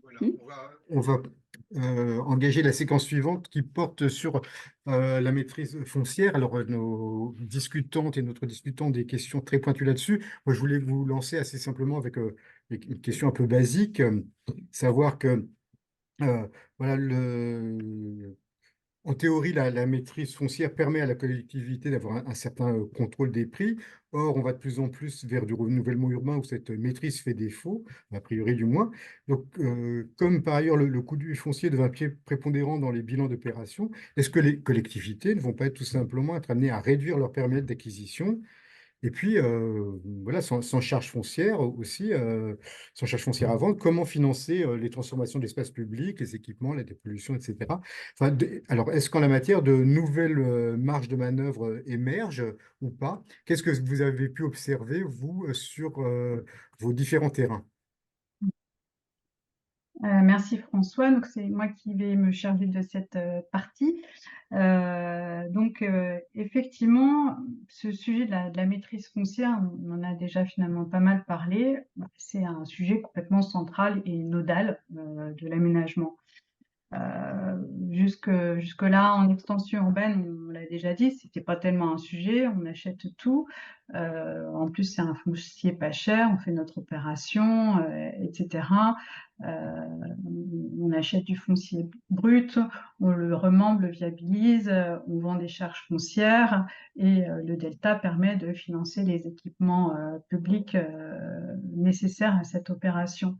En renouvellement urbain, les choses sont bien plus compliquées, on l'a déjà dit.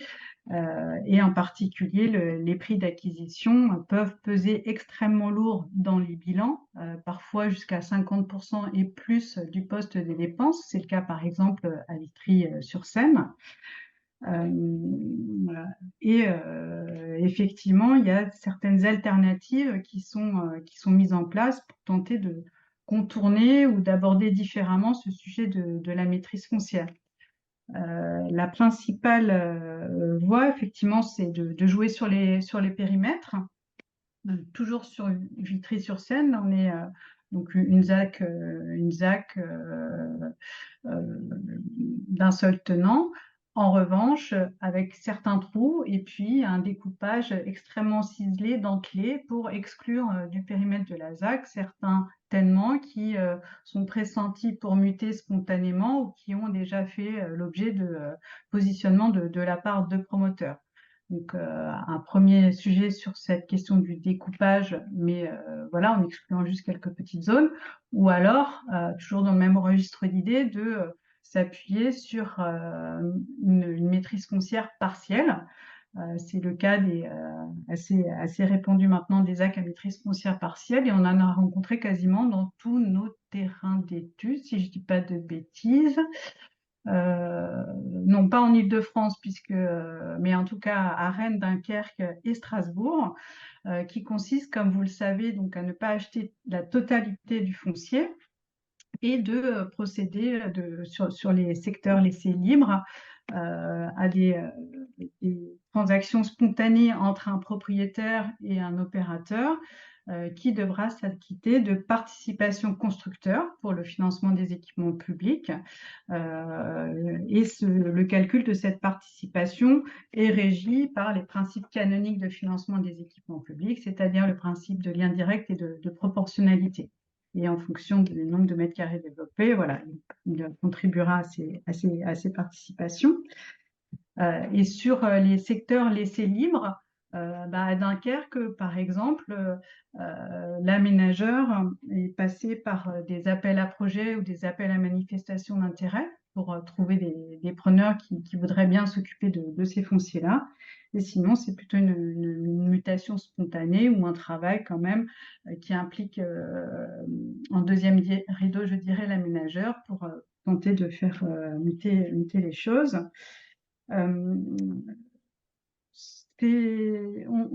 Si on reprend l'exemple de la zone commerciale nord à Strasbourg, ça se traduit par un programme obligatoire pour l'aménageur et un programme optionnel. Et qui dit optionnel, on n'a pas la certitude qu'il verra le jour. Il y a donc une incertitude dans les bilans pour tenter de programmer, d'estimer ce montant de participation constructeur. D'ailleurs, à Rennes, l'aménageur territoire a été sur un registre assez prudentiel. De mémoire, non, je vais m'embrouiller dans les chiffres. Mais en tout cas, voilà. Il a pris un montant inférieur par rapport à ce qu'aurait pu rapporter la totalité du programme s'il était réalisé par des opérateurs par une voie directe qui ne l'implique pas. J'ai parlé donc du périmètre très ciselé, j'ai parlé du périmètre, d'une maîtrise foncière partielle à travers le mécanisme des ZAC. Une autre voie, on en a déjà dit un mot, c'est en effet de s'appuyer sur les EPF, qui se feront le relais en termes d'acquisition. La collectivité ne l'achètera pas, mais ce sera plutôt l'EPF qui le revendra en direct à l'opérateur pressenti, qu'il s'agisse d'un opérateur immobilier comme dans le cas de Montigny et Cormeilles, ou un aménageur. Pour dire un mot aussi du PUP de Courbevoie, puisque là, donc, on est sur un autre dispositif. Le risque foncier est pris en intégralité par les opérateurs privés, donc ce n'est pas un sujet pour la collectivité. Le PUP est une initiative d'initiative privée. Donc là, pas de sujet pour la collectivité.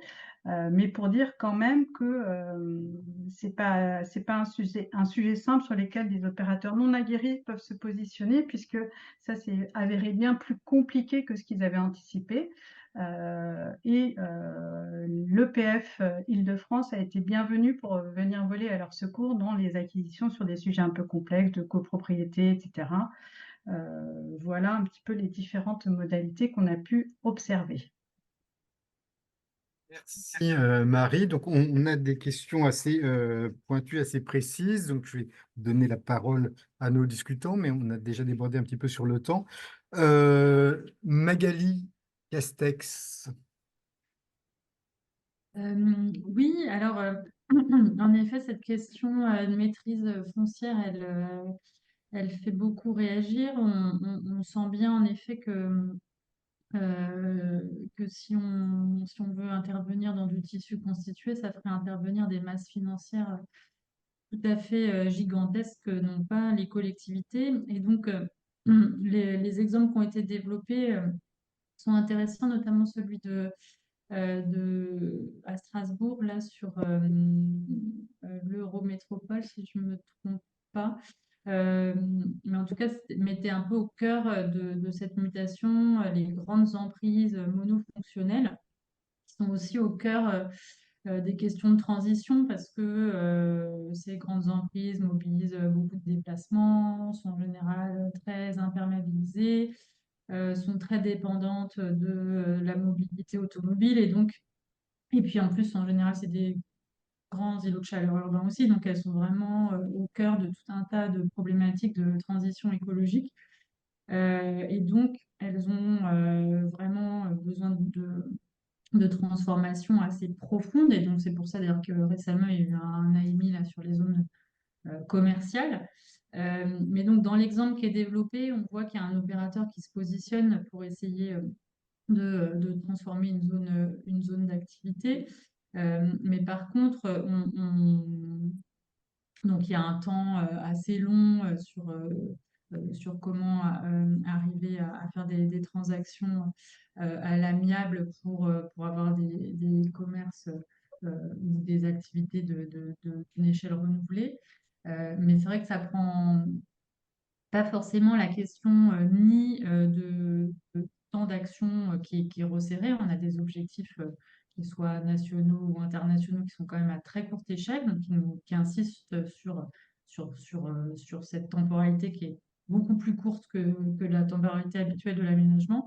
Et puis aussi sur le fait de plus proposer de nouvelles surfaces, mais peut-être en détruire pour créer des choses, des valeurs environnementales ou écologiques. Donc, il y avait un commentaire dans le chat de Samuel Berthoud qui disait peut-être qu'il faut justement reconnaître le fait qu'il faut peut-être des fonds publics un peu plus larges pour payer ces transformations, mais qui, voilà, derrière, il n'y aura pas forcément une création de valeur, ou alors après passer peut-être dans d'autres dispositifs réglementaires, mais on n'a pas pour l'instant. Donc, je ne sais pas ce que vous en pensez de ce que vous avez vu sur ces transformations un peu d'ampleur et quelles modalités pourraient être activées. Si je comprends ton commentaire, ta question, Magali, c'est de dire finalement les enjeux de l'aménagement aujourd'hui sont tout autres, impliquent davantage d'intervenir sur l'existant, en renouvellement urbain, en renouvellement en réhabilitation, etc. Peut-être créer un peu moins de logements aussi, peut-être s'intéresser beaucoup plus aussi à des aspects environnementaux, des sujets qui ne génèrent pas nécessairement de recettes, mais des coûts. Si je traduis un petit peu rapidement ton propos, c'est ça? Oui, voire même qu'on fasse oui, disparaître même des surfaces déjà construites dans le cas des espaces commerciaux pour recréer des espaces de respiration, de nature et de fonctionnement écologique. Mm. Donc sur ces sujets-là, espaces commerciaux, l'exemple de Strasbourg montre qu'on peut faire de la péréquation sur ces opérations, puisque là, en l'espèce, on crée des logements neufs, donc c'est pas une réponse à ta question. Juste, j'ai retrouvé entre-temps une petite actualité sur Montigny-les-Cormeilles, puisqu'on a parlé de frais et aussi de ces évolutions des opérateurs. Donc frais qui a constitué une foncière, donc avec la Banque des Territoires, et qui est l'opérateur désigné pour poursuivre sur Montigny-les-Cormeilles. Donc ça, c'était les dernières actualités. Pour revenir à ta remarque, c'est un sujet en plein cœur de l'actualité finalement pour s'interroger sur des nouvelles valeurs de l'aménagement et des valeurs monétaires en l'espèce qui intégreraient un bilan. Autrement dit, lorsqu'on crée, est-ce qu'il n'y aurait pas, comme tentent d'y réfléchir les PIF, une espèce de charge foncière verte qu'on pourrait imaginer dès lors que voilà, on reconstitue des sols qui auraient des qualités écologiques bien meilleures que l'état initial. À ma connaissance, il n'y a pas pour l'instant de mécanisme ou de dispositif éprouvé, mais en tout cas, les réflexions sur le sujet sont très très vives et tu es bien placé pour le savoir. Raphaël, vous aviez une interrogation que je trouve intéressante à poser, à partager avec l'équipe de recherche. Oui, et puis qui s'adresse aussi aux aménageurs qui sont autour de cette table virtuelle, puisqu'en fait, en contexte de renouvellement urbain, vous posez le fait que globalement, les aménageurs tendent vers des maîtrises foncières partielles. Et du coup, je me posais la question, est-ce qu'il ne faudrait pas que les aménageurs et ou les collectivités développent une compétence de révélateur de gisement de mutabilité? C'est pas la simple étude de gisement foncier que peut faire un EPF dont je suis en train de parler. C'est en amont de l'opération, bien sûr, définir quels sont les gisements fonciers qui vont permettre de monter le bilan de l'opération sur lesquels va porter le périmètre de l'opération si on est par exemple sur un périmètre de ZAC ou de PUP. Mais vous faites le constat dans votre ouvrage que, par exemple, à Rennes, le périmètre a été restreint. Pour autant, il y a d'autres zones qui ont muté entre-temps avec une simple taxe d'aménagement classique et donc une perte de recettes pour financer les équipements. Et à l'inverse, à Strasbourg, on a une envie de faire. Vous évoquez le programme de base et puis un programme complémentaire si jamais il y avait, ça commençait à bouger, à frémir et que les propriétaires fonciers se décidaient à passer à l'acte. Et du coup, il y a à la fois définir en amont ce qui pourrait être mutable, mais on voit que c'est difficile. En l'occurrence là, c'est pas exactement comme on l'avait prévu sur certaines de vos études de cas, mais aussi en cours de réalisation, c'est-à-dire une espèce de fonction de pédagogie, inciter, encourager et accompagner la restructuration à la fois bâtimentaire et foncière, parce que c'est sans doute un moyen pour dépasser les blocages. Et du coup, ça, c'est des compétences qui, à mon avis, ne sont pas très, très répandues et qui pourraient être partagées entre l'aménageur et la collectivité. Est-ce que c'est des choses dont vous ont parlé des acteurs avec lesquels vous avez eu l'occasion d'échanger? Ces compétences-là. Pas dans ces opérations-là. Je reprends du coup d'autres cas qui sont la question que beaucoup de collectivités se posent aujourd'hui, qui est celle de la restructuration des zones d'activité. Et pour le coup, on en reparlera peut-être dans la phase d'après, parce que ça rejoint la question de quel type d'acteur peut intervenir sur ces situations spécifiques. Sur les zones d'activité, personne, à ma connaissance, n'a complètement trouvé les modalités financières pour intervenir sur l'existant, en raison des coûts du foncier, de l'existant et d'entreprises qui sont en fonctionnement. Donc, il est très difficile de faire muter.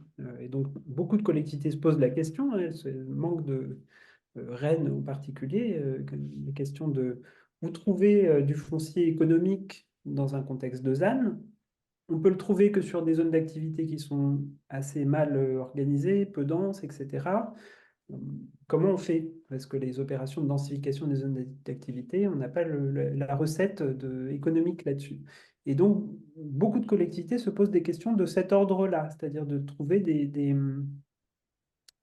accompagnateurs des propriétaires, des gens qui soient capables de faciliter les opérations, de dénicher les cas, d'aller discuter avec les propriétaires pour voir comment ils pourraient restructurer leur activité, leurs parcelles, etc. Donc ça se rapprocherait de ça.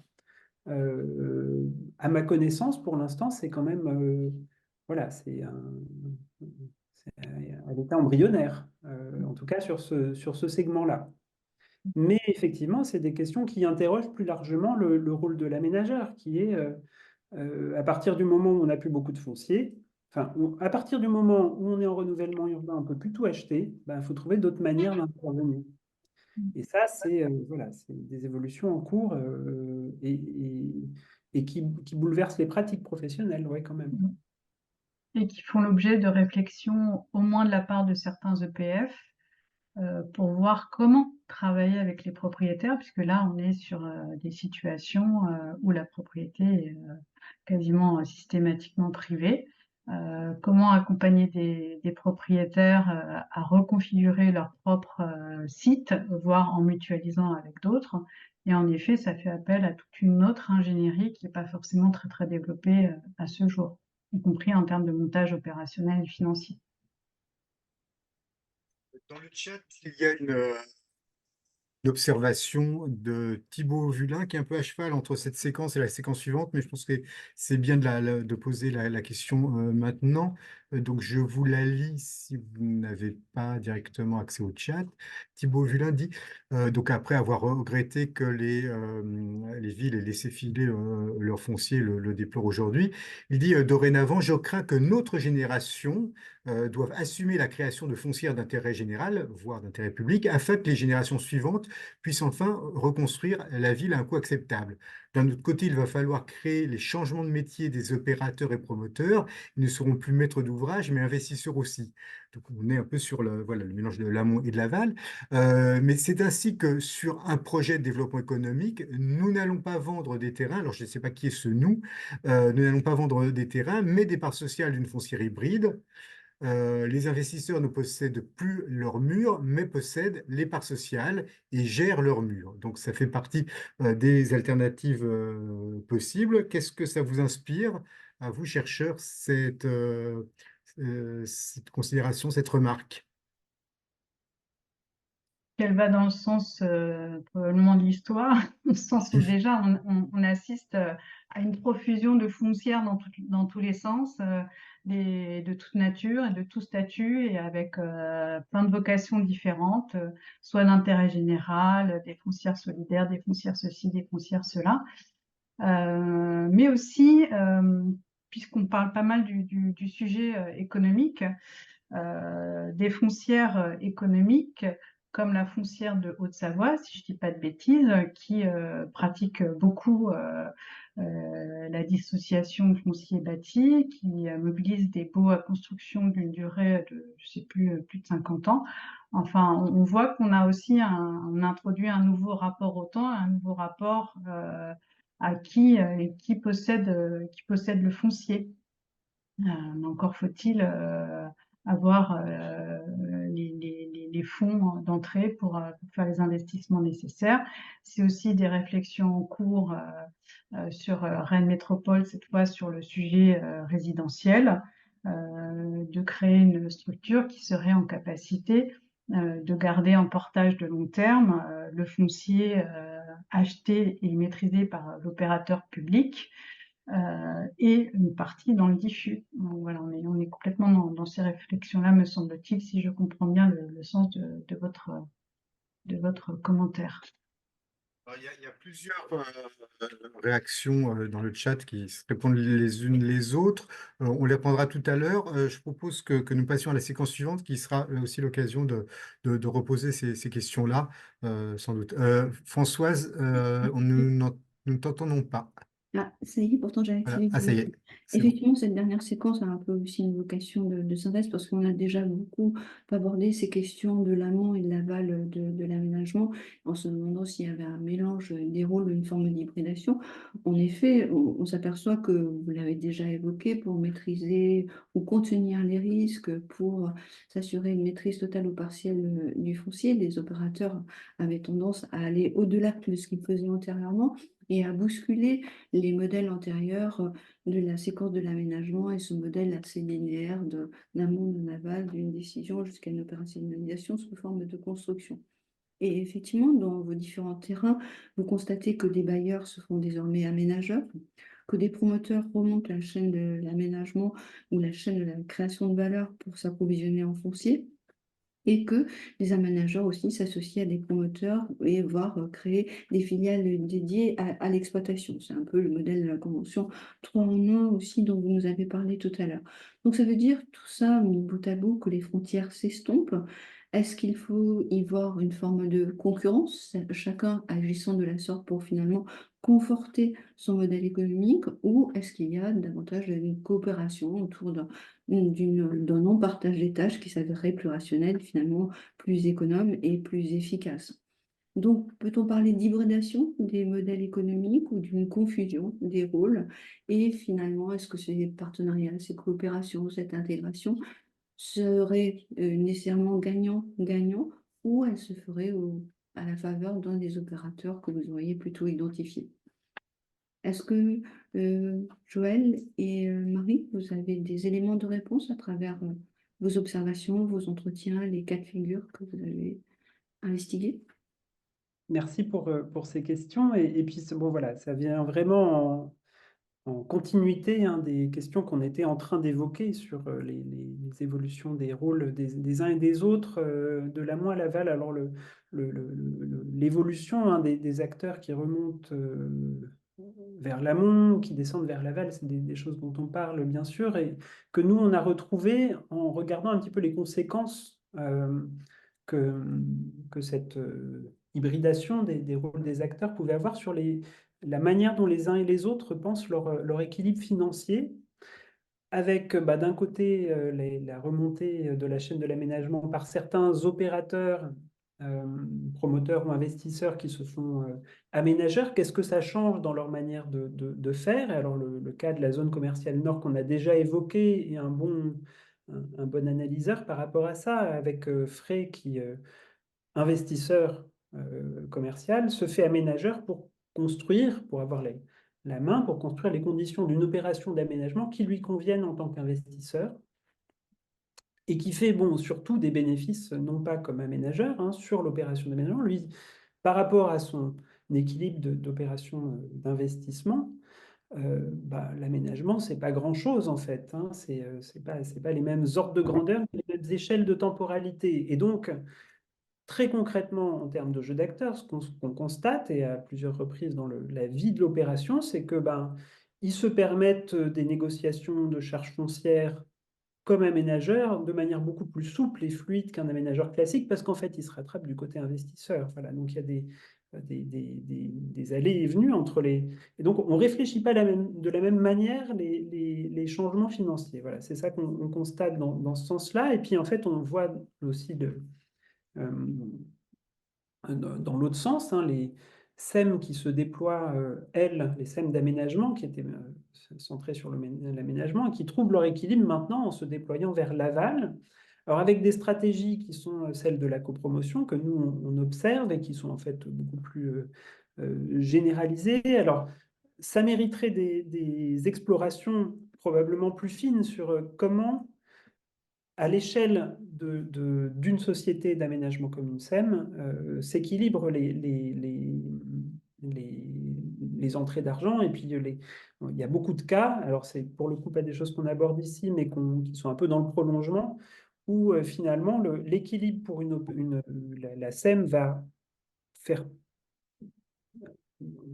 potentiellement va pas gagner d'argent et voire éventuellement va en perdre, en tout cas sur sa gestion de la masse salariale en faisant des opérations d'aménagement, elle va trouver son équilibre de société avec quelques opérations de copromotion. Voilà, ça c'est des choses qu'on voit. Alors, On voit aussi des choses sur les bilans qui sont extrêmement intéressantes. Et alors, le cas de NextMed qu'on a commencé à évoquer tout à l'heure avec l'opération 3 en 1 est assez intéressant pour réfléchir à comment on pense les équilibres des opérations d'aménagement quand il y a ce déplacement vers l'aval du rôle de l'aménageur. Donc le NextMed, peut-être en 2 mots, donc, que Marie en a déjà parlé tout à l'heure, mais je vais poursuivre la description. C'est une toute petite opération d'aménagement sur même pas 2 hectares, avec très peu d'aménagement.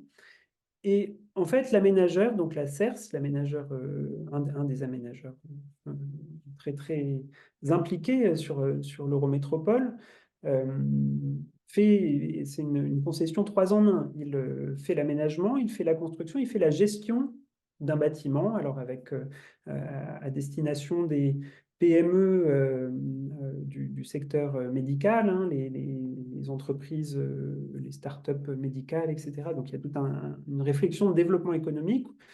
La CERS va gérer le bâtiment pendant 15 ans et va se rémunérer sur les loyers. Et quand on regarde les équilibres, bah, dans les grandes masses du bilan, ce qui coûte cher, c'est évidemment pas les coûts d'aménagement, c'est pas tant non plus les coûts de construction, mais finalement, le gros de l'équilibre financier, c'est sur la gestion. Et c'est sur les loyers, et puis voilà, la gestion après. Donc, si on réfléchit sur... Voilà, c'est une illustration intéressante qui dit que quand on déplace un peu les curseurs, les coûts de l'aménagement, y compris les coûts d'acquisition du foncier, deviennent potentiellement pas les variables les plus significatives. Si on a strictement un bilan d'aménagement, bah, le foncier, entre les dépenses, c'est une grosse partie d'acquisition des charges foncières et puis les travaux, et qui est compensée théoriquement par les charges foncières. Mais si on regarde un bilan comme celui de NextMed, bah, la part du foncier se réduit. Donc ça change les données, ça change radicalement la donne et la manière dont on peut penser les choses. Et je crois que c'est ça qui se joue aussi dans ces questions-là de à quelle échelle de temps on se place. Est-ce qu'on réfléchit à l'échelle de l'investissement? Et dans tous les cas qu'on rencontre, c'est finalement ça qui se joue dans ces questions de restructuration des zones commerciales que tu évoquais tout à l'heure, Magali, d'une grande zone commerciale. Les marges de manœuvre de frais sont là parce qu'en fait, ils se positionnent comme investisseurs sur le temps long. On pourrait dire que ça pourrait être la même chose, peut-être pour répondre à une question tout à l'heure de Raphaël, qui était un peu celle-là, en fait, hein, sur comment est-ce que ça change un peu la manière de penser les aménagements des grandes zones commerciales ou des zones d'activité économique. Autant sur les zones commerciales, on a quelques opérateurs qui se positionnent comme ça. Pour l'instant, sur les zones d'activité économique, il n'y a pas l'équivalent. Il n'y a pas l'équivalent d'opérateurs propriétaires qui se positionneraient comme investisseurs de long terme et qui seraient du coup capables d'absorber des coûts d'aménagement. Tout simplement parce qu'en fait, les investisseurs sur les zones d'aménagement, c'est soit les entreprises elles-mêmes qui investissent dans leur outil de production, soit des grandes foncières d'activité qui, elles, ne sont pas du tout territorialisées et donc qui n'ont pas cette réflexion-là. Voilà. Voilà, je m'arrête là peut-être pour laisser ouvert le débat parce qu'on était déjà un petit peu dans ces questionnements-là. En tout cas, merci de ces éléments complémentaires. Et effectivement, on voit qu'il y a une intégration à travers de l'aménagement jusqu'à l'exploitation, en passant par la phase de construction. Mais aussi, il y a quelque chose de nouveau qui est le raisonnement sur le temps long, qui change la donne. Tu viens de le souligner. Et je crois que Magali, ça nous donnait envie de réagir autour de cette notion de coût global. Finalement, est-ce qu'on verrait émerger le serpent de mer? Oui, tout à fait. Ouais, cet exemple de la CERS est vraiment très intéressant parce qu'on sait qu'il y a des coûts aujourd'hui qu'on sait pas, enfin, qui sont difficiles à absorber. Si on se passe au niveau micro, par exemple, de la construction, hein, on sait que le passage à des matériaux ont des empreintes à la fois matérielles et carbone beaucoup plus faibles, comme les matériaux bio et géosourcés, coûtent plus cher. Et du coup, aujourd'hui, donc on trouve des solutions, mais c'est toujours assez compliqué à absorber de manière massive. Et donc, le fait d'avoir cette vision sur le temps long en incluant l'exploitation est très intéressante parce que on a l'intuition sur cette série de matériaux.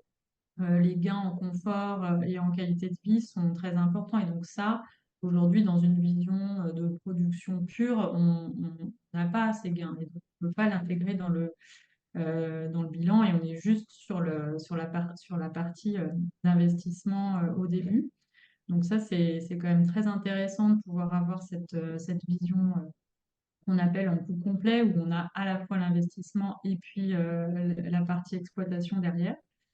Et puis le deuxième point que je trouve intéressant, c'est justement ce glissement, enfin, dans le cas de la serre, c'est une intégration de l'usage, mais on pourrait aussi imaginer que ce soit un glissement d'activité en partant du postulat que si aujourd'hui il faut moins construire pour mobiliser moins d'énergie, moins de matière, moins de carbone, eh bien malgré tout, il y a des besoins de réaffectation d'activités, de mode de vie, etc., sur lesquels l'aménageur a des compétences très intéressantes. Et donc le fait de se positionner sur ce métier-là de gestion peut aussi être une entrée sur des nouveaux modes de fonctionnement, comme nous on a pu l'observer aussi sur d'autres terrains. Voilà, donc je n'ai pas vraiment de questions, mais en tout cas, je trouvais ça très intéressant. Marie, est-ce que ça fait écho pour vous à des réflexions, des pratiques que vous avez observées, des changements, des signaux faibles? Bah, peut-être en complément de ces réflexions, en effet, ça met bien en évidence et je me permets une petite, comment dire, un petit coup de pub en vue d'une journée de demain qui sera consacrée à ces questions-là sur justement comment compter et valoriser les autres valeurs de l'aménagement. C'est vrai qu'on voit bien que le bilan classique est un peu frustre, hein. C'est un bilan comptable qui prend des dépenses et des recettes, et qui a différentes tentatives pour donner à voir un peu autre chose, les effets produits par l'aménagement, et notamment, voilà, un exemple parmi d'autres qui est la réalisation d'évaluations socio-économiques d'opérations d'aménagement, qui tentent à voilà, donner à voir d'autres effets monétaires, y compris sur le temps long, voilà, qui est un autre élément encore de la discussion, mais qui me semble-t-il fait un peu écho à ce que tu pointes aussi, Magali. Je pense que Raphaël Catonnet, d'ailleurs, qui a vu des ESE sur son périmètre, pourrait abonder ou pas dans ce sens. Et je crois que Raphaël, dans mon cours, vous souhaitiez réagir aussi sur ces questions d'amont, d'aval, d'intégration, de partage des rôles. Oui, avec une question à la fois à l'attention de Marie et Joël, mais aussi peut-être de notre public d'aménageurs ou de collectivités. C'est sur le sujet du déploiement vers l'aval des aménageurs, on voit aussi que au-delà d'être dans cette position d'investisseur qui a été décrite et qui permet d'ailleurs de fongibiliser les bilans et de trouver un meilleur équilibre économique, il y a aussi un peu la contrainte liée à je vais parler d'un effet de mode, mais en fait, c'est pas très élégant de le dire comme ça, parce que je trouve que c'est quand même assez pertinent par ailleurs sur la qualité des espaces urbains ou habités qu'on produit. C'est que de plus en plus dans les projets d'aménagement, il y a des espaces partagés qui contribuent à la mise en vie des opérations. Du fait d'une imbrication programmatique assez forte, on se retrouve avec des espaces qui sont mutualisés dans le temps par différents acteurs, usagers, etc. Et où, pour garantir en fait la vocation de ces espaces dans le temps, l'aménageur peut être tenté de rester plus longtemps. Auparavant, il livrait des espaces publics, il livrait des emprises foncières sur lesquelles les opérateurs construisaient, et ensuite il pouvait se contenter de partir. Dorénavant, il y a aussi beaucoup d'autres choses qui sont livrées par les aménageurs, qui nécessitent une coordination sur lesquelles parfois les collectivités ne sont pas prêtes à prendre le relais, et les aménageurs peuvent être amenés à prolonger leur présence. Je crois qu'Isabelle Barraud-Sarfati, qui était avec nous là, tout à l'heure, je ne sais pas si elle est toujours là, en parle très très bien.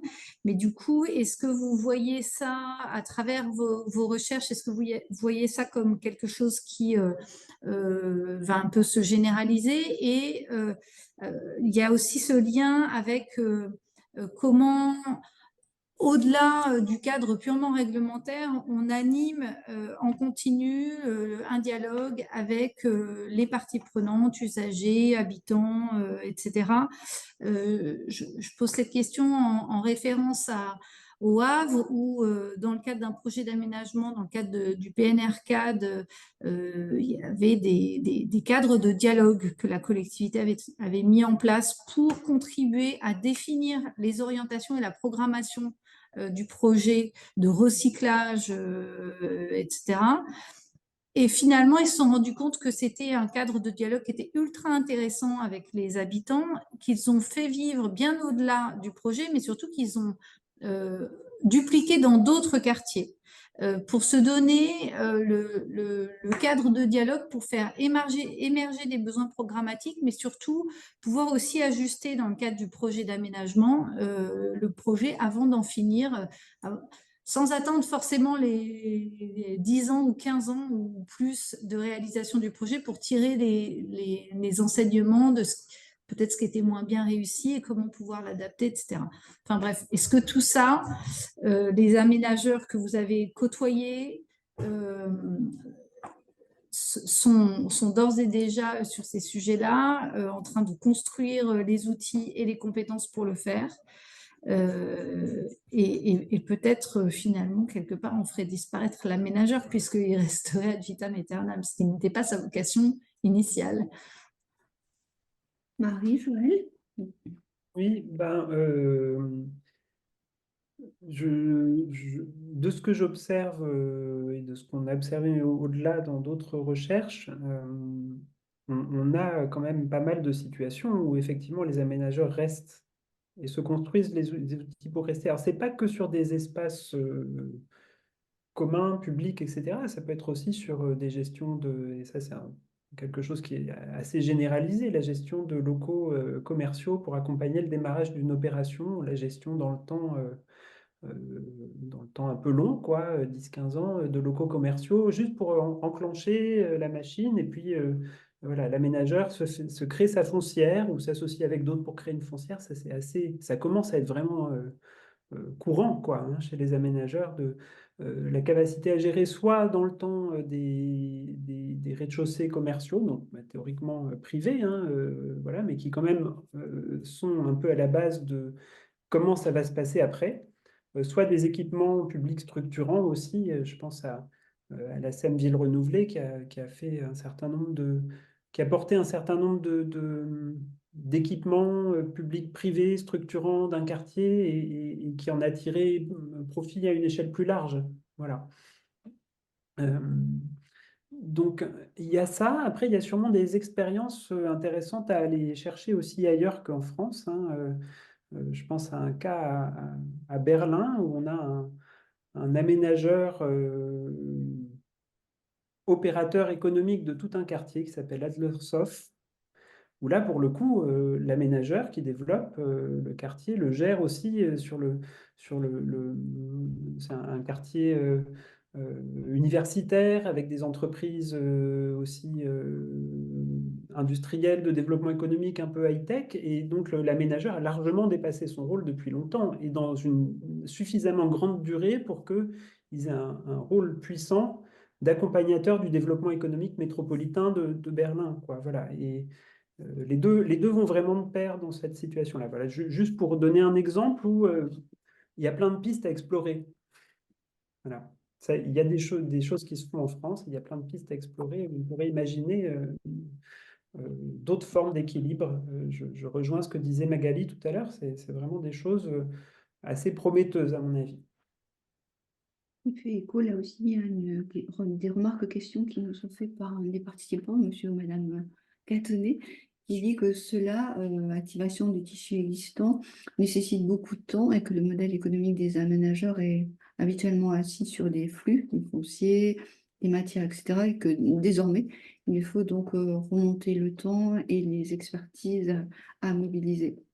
Et que les aménageurs publics sont actuellement trop sous-capitalisés pour devenir des investisseurs développeurs. Donc, je vois des limites du côté de ces deux possibilités-là. Vous me direz, Marie et Joël, ce que vous en pensez. Du côté des Et donc, aménageurs publics, c'est ça aussi qui est intéressant, c'est-à-dire que si ça exige un investissement plus important, est-ce qu'on ne risque pas d'aller vers une dualisation aussi des opérateurs? Il y avait une remarque tout à l'heure qui allait dans le même sens de Pierre Bousquet à propos voilà, de la dissociation entre les investisseurs de projets et les propriétaires des murs, où on risquait d'aller vers une titrisation d'un certain nombre d'investissements. Alors, il y a eu des réponses là-dessus. Mais il y a une question, effectivement, aujourd'hui sur la diversification ou risque de la dualisation, de la polarisation des métiers qui pourrait être intéressant d'explorer un petit peu plus avant, effectivement, Françoise. Je peux intervenir Oui, rapidement parce que enfin, tous les montages sont possibles. Après, il faut regarder combien ils coûtent et à vous êtes qui. qui, Pierre Bousquet? Oui, pardon. Je suis un aménageur repenti qui aujourd'hui qui paie sa dette en travaillant sur des territoires déshérités. Donc, c'est pas du tout le sujet d'aujourd'hui où on s'intéresse au financement des grandes opérations en priorité. Au passage, ce qui a été dit à l'instant à propos du développement économique, les SEM départementales font du développement économique depuis 50 ans, hein, à peu près. Donc, à fond perdu parfois, surtout maintenant, mais elles en font. C'est pas nouveau du tout. Ensuite, donc sur la question, enfin la remarque que je faisais, tous les montages sont possibles. La question est de savoir combien ils coûtent, à qui ils coûtent et à qui ils profitent. Donc on voit très très bien. Alors j'ai réagi à cette remarque sur la titrisation. Finalement, c'est ça. Des actifs fonciers qui deviennent des sous-jacents, titrisation qui permet en gros de répartir entre des investisseurs membres d'une même société d'investissement, alors public ou privé, on en reparlera, des titres. Et voilà. Alors, le problème, alors l'intérêt, c'est qu'évidemment, on arrive à rendre la chose finançable. Le coût, c'est probablement que celui qui finance demande une rémunération, et le risque, c'est que au bout d'un moment, celui qui finance prenne le contrôle définitif du truc. Et c'est exactement ce qui s'est passé depuis 20 ans dans le domaine du logement ou de l'immobilier. On a réussi, on a décuplé, on a réussi à aller extraire toute une, comment dire, un capital dormant qui ne savait pas où aller, l'immobilier était le terrain privilégié, pour aller l'orienter vers justement l'aménagement et l'immobilier. Le résultat, ça a été une hausse dramatique des prix dans les zones tendues sur le logement et sur l'immobilier d'activité, la création de foncières gigantesques, aussi bien sur les activités que sur les bureaux. Voilà, donc il faut avoir conscience de ça. Et pour merci Pierre. terminer, On voilà, va les laisser réagir là-dessus, on a compris voilà, d'accord. l'idée. Bon, voilà. Non, mais c'est une remarque et un point de vigilance tout à fait bienvenu, hein. Effectivement, il faut tirer les enseignements de ce qui a été fait ailleurs. Sur le logement, je te suivrai peut-être un peu moins, Pierre, mais c'est clairement beaucoup plus marqué sur effectivement la logistique, le tertiaire et ces autres sujets. Beaucoup de travaux l'ont bien mis en évidence. Et effectivement, tout à l'heure, quand je parlais d'un développement de foncières dans tous les sens, ça laisse aussi présager une grande concurrence qui n'est pas forcément au bénéfice des intérêts collectifs. Voilà. Oui, j'ajouterais la capacité des acteurs, c'est souligné dans plusieurs échanges, la capacité des acteurs publics à le faire, qui est différenciée selon les territoires, ça on l'observe assez clairement. Euh, et voilà, c'est clair qu'on voit apparaître aussi des effets pervers de ce point de vue-là entre les territoires qui ont la capacité, je voyais la réaction sur la capacité des acteurs à capitaliser leur SEM, tout simplement pour pouvoir investir, pouvoir se constituer en investisseur et qui est clairement différencié. Ouais. Il nous reste juste 5 minutes pour conclure ou ouvrir de nouvelles perspectives. Sur notre conducteur, nous avions noté et alors, point d'interrogation. Eh ben, je vous pose la question. Donc, Marie et Joël. Et alors, maintenant qu'on s'est dit tout ça, sur quoi vous travaillez qui prolonge un peu ces questionnements-là, ou quelles questions vous voudriez nous envoyer un peu en retour à partir de tout ce travail que vous avez réalisé? La démultiplication des foncières. Non, mais Comme objet de recherche ou comme mot d'ordre? comme objet de recherche, mais c'est D'accord. déjà en cours. Voilà, j'ai eu peur. Et Joël?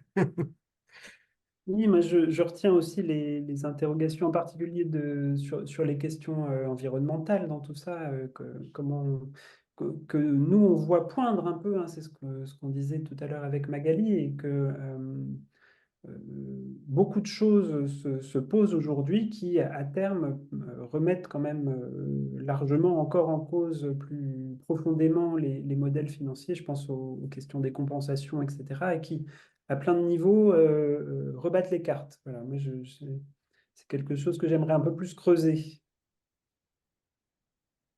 Et nos discutantes et discutants, alors, Meg et Alice, et le sujet de la compensation, est-ce qu'il est si central que ça?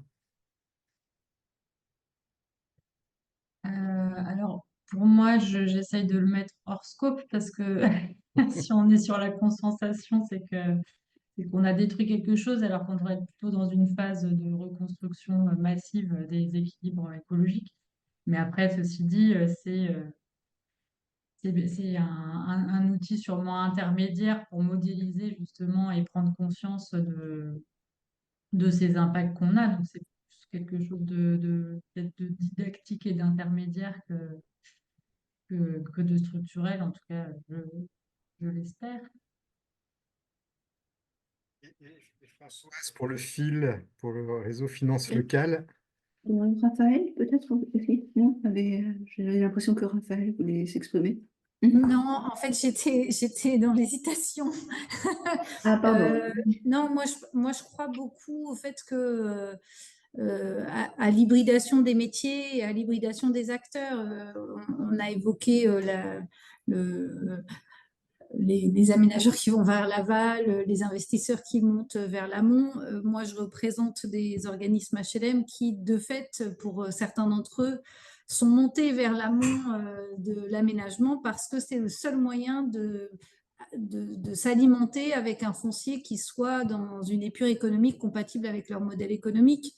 Et dans un contexte de ZAN, il y en a un certain nombre qui s'interrogent sérieusement sur le sujet.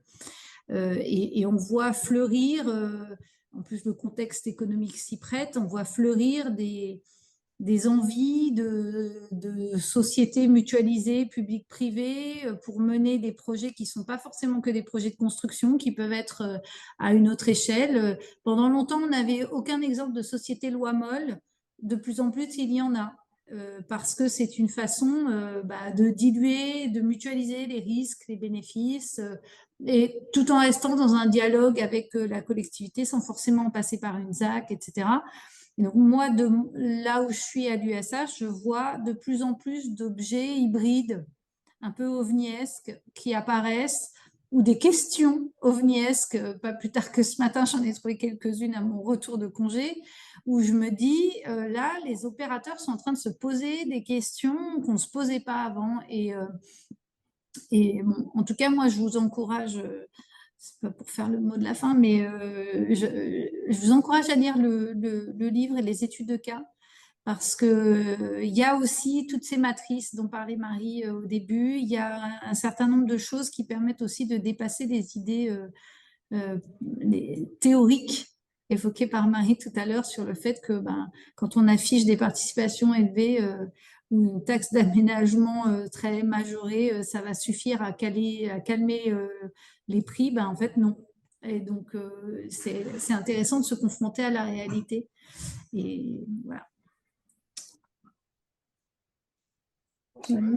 Sinon, François, effectivement, tu posais la question côté fil. ça semble assez évident, mais on a bien entendu que toutes ces questions environnementales, on pouvait déjà, de transition écologique, on ne pouvait désormais plus faire sans, mais aussi tout ce qui bouleverse nos façons de faire, l'aménagement, la construction, et aussi côté collectivité locale, où de nouvelles questions se posent, mais aussi de nouvelles ressources et de nouvelles ingénieries doivent être mobilisées. Et donc, ce qui veut dire très rapidement que là, le fil s'engage dans les mois à venir à la publication, à la diffusion de nouveaux programmes de recherche. Et je crois qu'incontestablement, toutes ces dimensions-là, sous une forme ou sous une autre, valorisation des services écosystémiques, prise en compte du coût complet, du coût global, mais aussi décalage de dimensions purement financières vers une analyse plus globale, plus économique et plus environnementale, je crois que ce seront des préoccupations qui seront présentes dans le prochain appel à un projet de recherche du fil, et on espère que ça donnera des projets aussi intéressants que celui qui nous a été présenté ce soir. François, je te laisse conclure. Conclut pas. Donc, lisez ce livre comme vous l'a conseillé Raphaël Darmancourt. Moi, ce que je vois, c'est que derrière ce qu'on craignait être une recherche très technique, très centrée sur un milieu professionnel et des débats de spécialistes, mais si on a eu des débats de spécialistes, on est quand même sur des enjeux urbains et sociétaux majeurs, et que donc j'espère que les travaux de recherche vont continuer à permettre de faire ce dialogue-là et permettre des éclairages mutuels sur ces enjeux. On s'arrête là. Merci donc à nos intervenantes, intervenants, discutantes et discutants. Donc, on vous tiendra informé des suites de ce webinaire. On va en ramasser la matière, on va essayer de le rendre disponible en ligne. Donc, à de futurs rendez-vous dont on vous tiendra informé pour le fil ou pour le PUCA ou pour nos partenaires. Merci à tous et à toutes en tout cas.